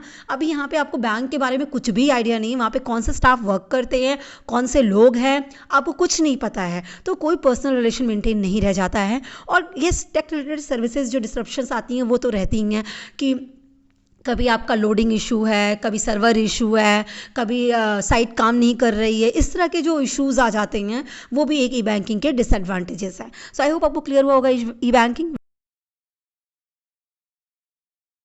पोस्टल बैंकिंग का क्या मतलब होता है समझते हैं। देखिए, पोस्टल बैंकिंग बेसिकली, पोस्टल की अगर बात करें तो आप इसको पोस्ट ऑफिस से डिनोट करेंगे। सो पोस्टल बैंकिंग क्या रेफर करता है, banking and financial services postal network के थ्रू प्रोवाइड करना, राइट। मतलब पोस्ट ऑफिस की जो नेटवर्क्स हैं उनके थ्रू जब आप banking and financial services provide करते हैं तो उसी को क्या कहते हैं, पोस्टल बैंकिंग कहते हैं। तो postal banking refers to the provision of basic and advance financial services through the extensive network of post office. Post office का जितना ह्यूज नेटवर्क सिस्टम है ना, उनका एग्जिस्टिंग इंफ्रास्ट्रक्चर है, उनकी जो बहुत सारे वाइडर पॉपुलेशन तक वो उनकी रिचेबिलिटी है, उसका इस्तेमाल करते हुए जब हम बेसिक और एडवांस्ड फाइनेंशियल सर्विसेज को लोगों तक पहुंचाते हैं तो उसी को क्या कहते हैं, पोस्टल बैंकिंग कहते हैं। Is it clear. तो इन शॉर्ट पोस्टल बैंकिंग मतलब पोस्ट ऑफिस के नेटवर्क का यूज़ करते हुए बैंकिंग सर्विसेज को प्रोवाइड करना ही पोस्टल बैंकिंग कहलाता है।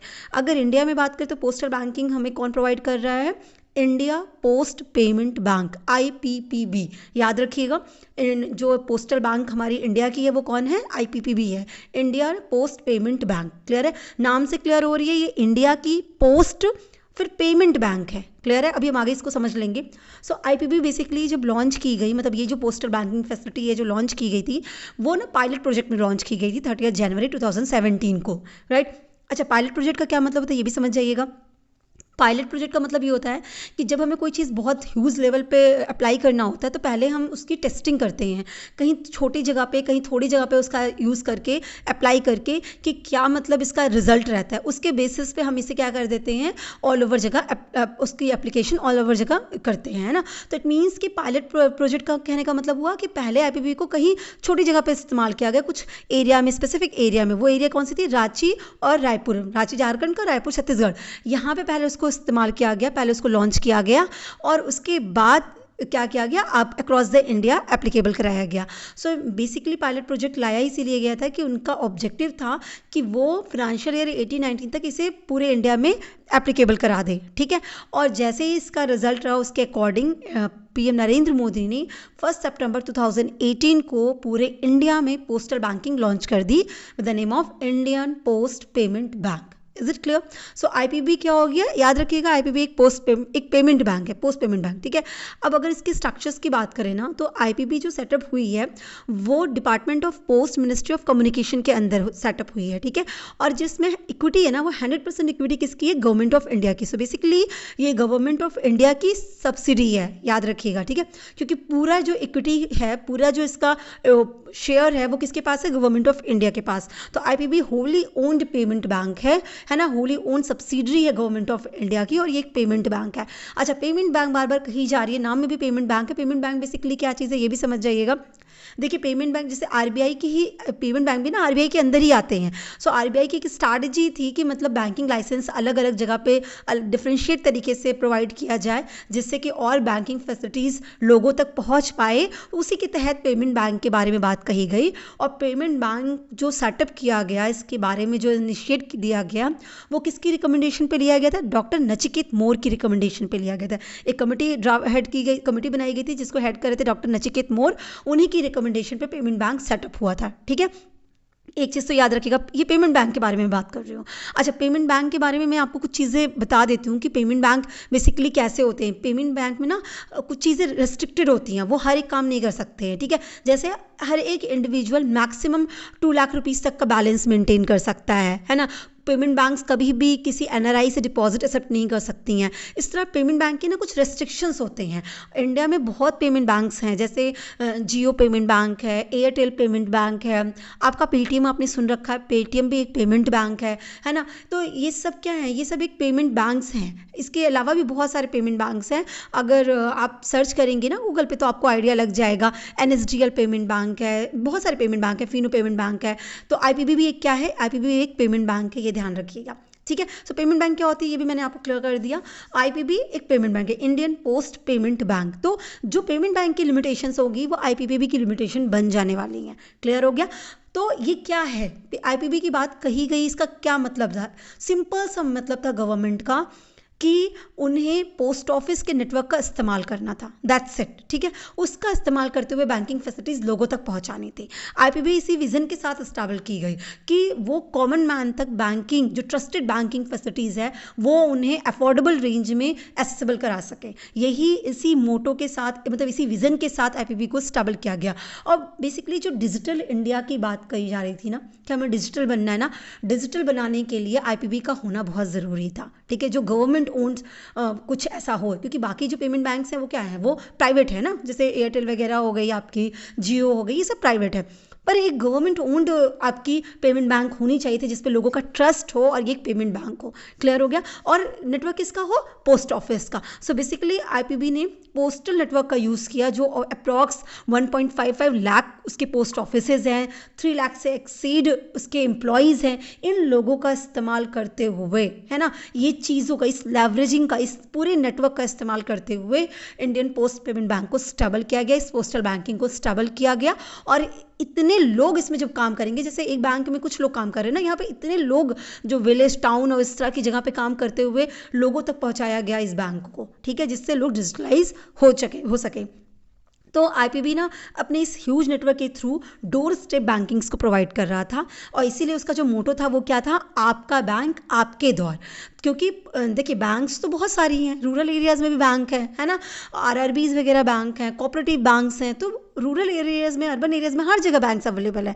पर पोस्टल बैंकिंग की ज़रूरत इसीलिए पड़ी क्योंकि इसका ये था कि हम आपको आपके घर तक बैंकिंग चीज़ें पहुंचाएंगे, आपको बैंक उठ के आने की ज़रूरत नहीं है, बैंक आपके पास आएगी। डोर स्टेप बैंकिंग, बैंक आपके दौर पे आएगी। इस ऑब्जेक्टिव के साथ ही काम किया गया था, पोस्टल बैंक को लॉन्च किया गया था। आई होप ये चीज़ क्लियर हुई होगी आपको कि पोस्टल बैंकिंग क्या हो गई।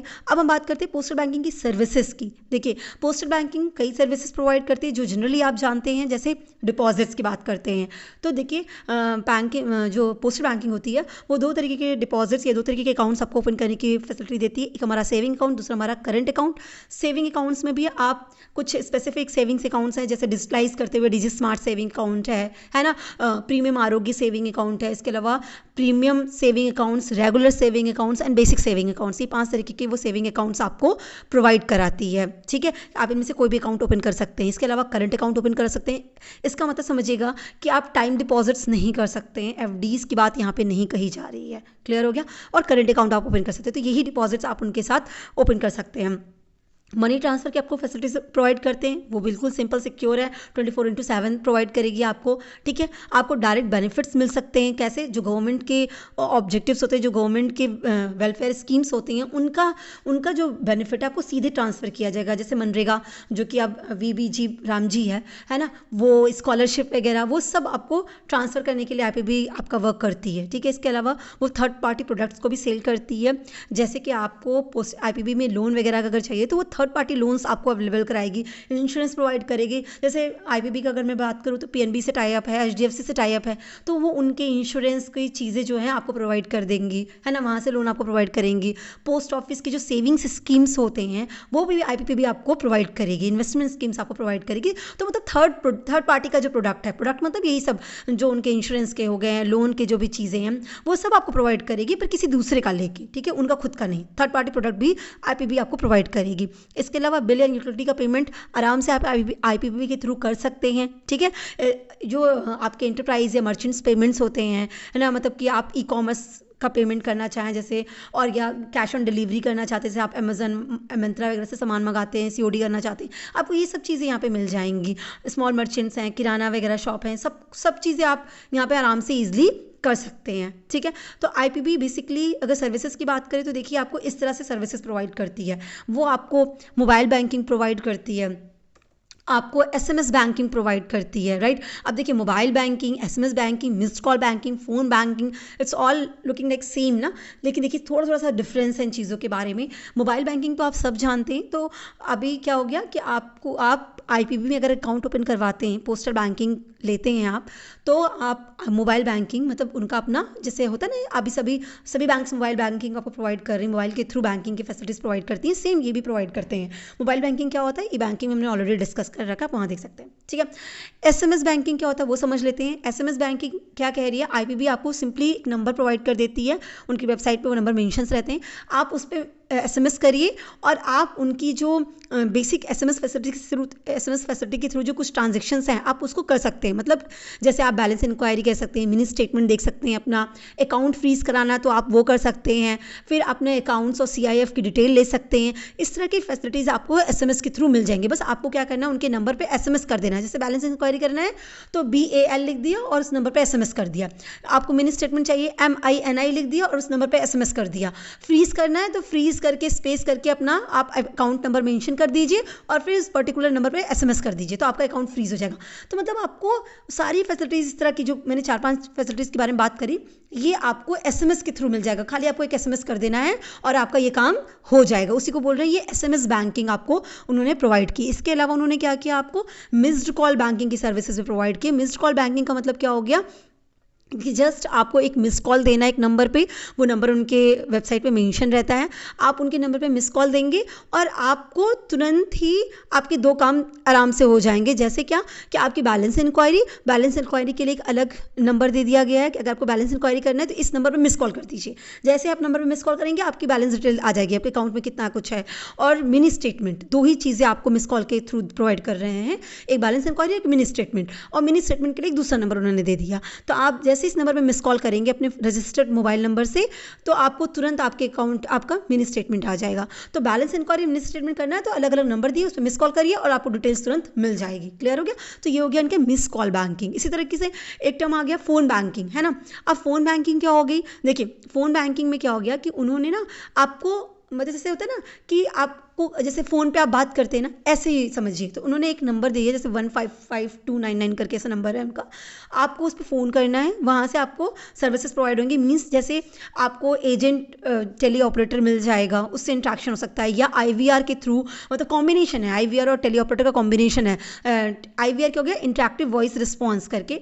तो इस तरीके से ये लोग आपको असिस्ट करेंगे। 13 लैंग्वेजेस में ये फैसिलिटीज़ प्रोवाइड की गई है। क्लियर है? तो आप मतलब 13 अलग अलग लैंग्वेज आप अपनी अपनी रीजनल लैंग्वेज के बेसिस पे ही, मराठी और ये सब जो रीजनल लैंग्वेज है ना, आप उसके बेसिस पे भी आप क्या कर सकते हैं, फैसिलिटीज़ को अवेल कर सकते हैं। तो फ़ोन बैंकिंग के थ्रू आप क्या कर सकते हैं, आप जो IPP के प्रोडक्ट के सर्विसेज उनकी इन्फॉर्मेशन ले सकते हैं। अपने लास्ट 5 ट्रांजेक्शन्स को आपको करना है तो इसी नंबर पे कॉल कर दीजिए, उधर से आपको टेली ऑपरेटर या IVR के थ्रू आपको रिस्पांस मिलना शुरू हो जाएगा, बताने लगेंगे लास्ट 5 ट्रांजेक्शन क्या है। आप कॉल बैक फंक्शन के लिए भी कर सकते हैं। आप कोई क्वेरीज है इंटरेस्ट रेट से रिलेटेड वो भी उनसे कर सकते हैं। अकाउंट रिलेटेड इन्फॉर्मेशन चाहिए वो भी कर सकते हैं। बैंक अकाउंट स्टेटमेंट ओपन करना वो भी कर सकते हैं, या आप उनसे रिक्वेस्ट कर सकते हैं इस कॉल के थ्रू फ़ोन करके कि हमें डोर स्टेप बैंकिंग सर्विसेज चाहिए, है ना, तो वो भी वो आपको प्रोवाइड कर देंगे। तो एक बैंकिंग नंबर 155299 और आपको ये सारी फैसिलिटीज़ मिलना शुरू हो जाएंगी। आपको क्लियर हो गया? तो इस तरीके से ये सारी mobile banking, SMS banking, missed call banking, phone banking की सर्विसेज प्रोवाइड कर रहे हैं। फिर IPPN पोसा लिंक कर रहे हैं। POS क्या होता है, पोस्ट ऑफिस के जो सेविंग्स अकाउंट हैं आपके, पोस्ट ऑफिस सेविंग अकाउंट्स, पहले लोग पोस्ट ऑफिस में भी अपने अकाउंट्स ओपन करते थे ना, तो पोस्ट ऑफिस में जो सेविंग्स अकाउंट्स हैं उसको आप लिंक कर सकते हैं अपने इंडियन पोस्टल पेमेंट बैंक के अकाउंट से। दोनों को लिंक करके आप अगर पोस्ट ऑफिस के अकाउंट्स से पैसे विड्रॉ करना चाहते हैं तो वहाँ से आप पैसे IPP अकाउंट में ट्रांसफ़र कर सकते हैं ऑनलाइन, आप मोबाइल से ही उसमें ट्रांसफ़र करके और IPP से आप विड्रॉ कर सकते हैं। तो मतलब आपको पोस्ट ऑफिस जाने की जरूरत नहीं है, वहाँ से पैसे विड्रॉ करने की जरूरत नहीं है, आप सीधा क्या हो गया, आपके IPP अकाउंट से वो लिंक हो जाता है। ठीक है, डिजिटल लाइफ सर्टिफिकेट भी आपको प्रोवाइड करते हैं। डोमेस्टिक मनी ट्रांसफर इजी होता है। CLC की सर्विसेज भी हो जाती हैं। CELC की सर्विस क्या होती है, basically child enrolment light client करके है, ये वो डोर स्टेप्स प्रोवाइड कर देते हैं। बेसिकली ये एक एप्लीकेशन होता है जो चाइल्ड के इनरोलमेंट के रिगार्डिंग मोबाइल नंबर में अपडेशन करना है, आधार सर्च करना है, ये सारी सुविधाएं आपको प्रोवाइड करता है। तो ये सब डोर स्टेप पर प्रोवाइड करने की बात वो करते हैं। ठीक है, ये सारी सर्विसेज आपको पोस्टल बैंकिंग प्रोवाइड करने वाली है। इसके अलावा अगर मैं फीचर्स की बात कर लेती हूँ कि IPP का जो इंडियन पोस्टल पेमेंट बैंक है ना, यही नाम ही है।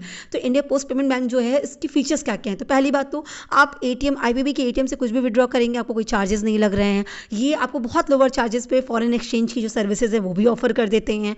मिनिमम अकाउंट बैलेंस पे आपको चार्जेस लगते हैं ना, यहाँ पे कोई चार्जेस नहीं लगेगा कि आपने मिनिमम अकाउंट बैलेंस मेंटेन नहीं किया है या क्वार्टरली एवरेज बैलेंस आपने मेंटेन नहीं किया तो कोई चार्जेस नहीं लगेगा। इसके अलावा ये आपको QR सर्विसेज प्रोवाइड करते हैं, मतलब आपको अपना अकाउंट नंबर याद रखने की जरूरत नहीं है। आपको कोई ट्रांजेक्शन करना है, आप QR के थ्रू क्या कर सकते हैं, अपने बायोमेट्रिक वेरिफिकेशन करते हुए आप ट्रांजैक्शन को कर सकते, कंप्लीट कर सकते हैं। तो QR के बेसिस पे भी आपको ट्रांजैक्शन करने की फैसिलिटी आपको IPP प्रोवाइड करता है। इसके अलावा जो डेबिट कार्ड है ना, वो भी आपको मिलता है। फर्स्ट ईयर कोई चार्जेस नहीं और उसके बाद के ईयर से 100 रुपीज़ का एनुअल फीस का चार्जेस है आपका। ठीक है, वो एक बहुत नॉमिनल से चार्ज के थ्रू आपको डेबिट कार्ड भी इशू कर रहे हैं। इसके अलावा IPP आपको थर्ड पार्टी प्रोडक्ट्स प्रोवाइड कर देते हैं, किसी दूसरे बैंक के लोन और इंश्योरेंस वो सब भी आपको, IPP में आपको अकाउंट है और आपको लोन चाहिए तो आपको वो भी प्रोवाइड करेगी, किसी दूसरे बैंक से लोन करके वो आपको प्रोवाइड करा देगी, लोन आपका करा देगी। तो ये सारी चीज़ें हैं। इसके अलावा वो 18 साल के ऊपर अगर कोई हो गया और वो डिजिटल सेविंग्स चाहता है, मतलब डिजिटल सेविंग अकाउंट्स ओपन करना चाहता है, वो आराम से कर सकता है, तो उसका आधार और पैन कार्ड यूज़ करके। बल्कि बाकी की KYC फॉर्मेलिटीज़ के लिए वो साल भर का टाइम भी दे देती हैं कि आप उसमें कंप्लीट कर लीजिए और इमीडिएट आप अपना डिजिटल सेविंग अकाउंट्स ओपन कर सकते हैं अगर आप 18 ईयर्स के अबव हो रहे हैं तो इस तरह की बहुत सारी फैसिलिटीज़ आपको पोस्टल बैंकिंग प्रोवाइड कर रही है। आई होप आपको क्लियर हुआ होगा। Wish you all the best. Thank you so much.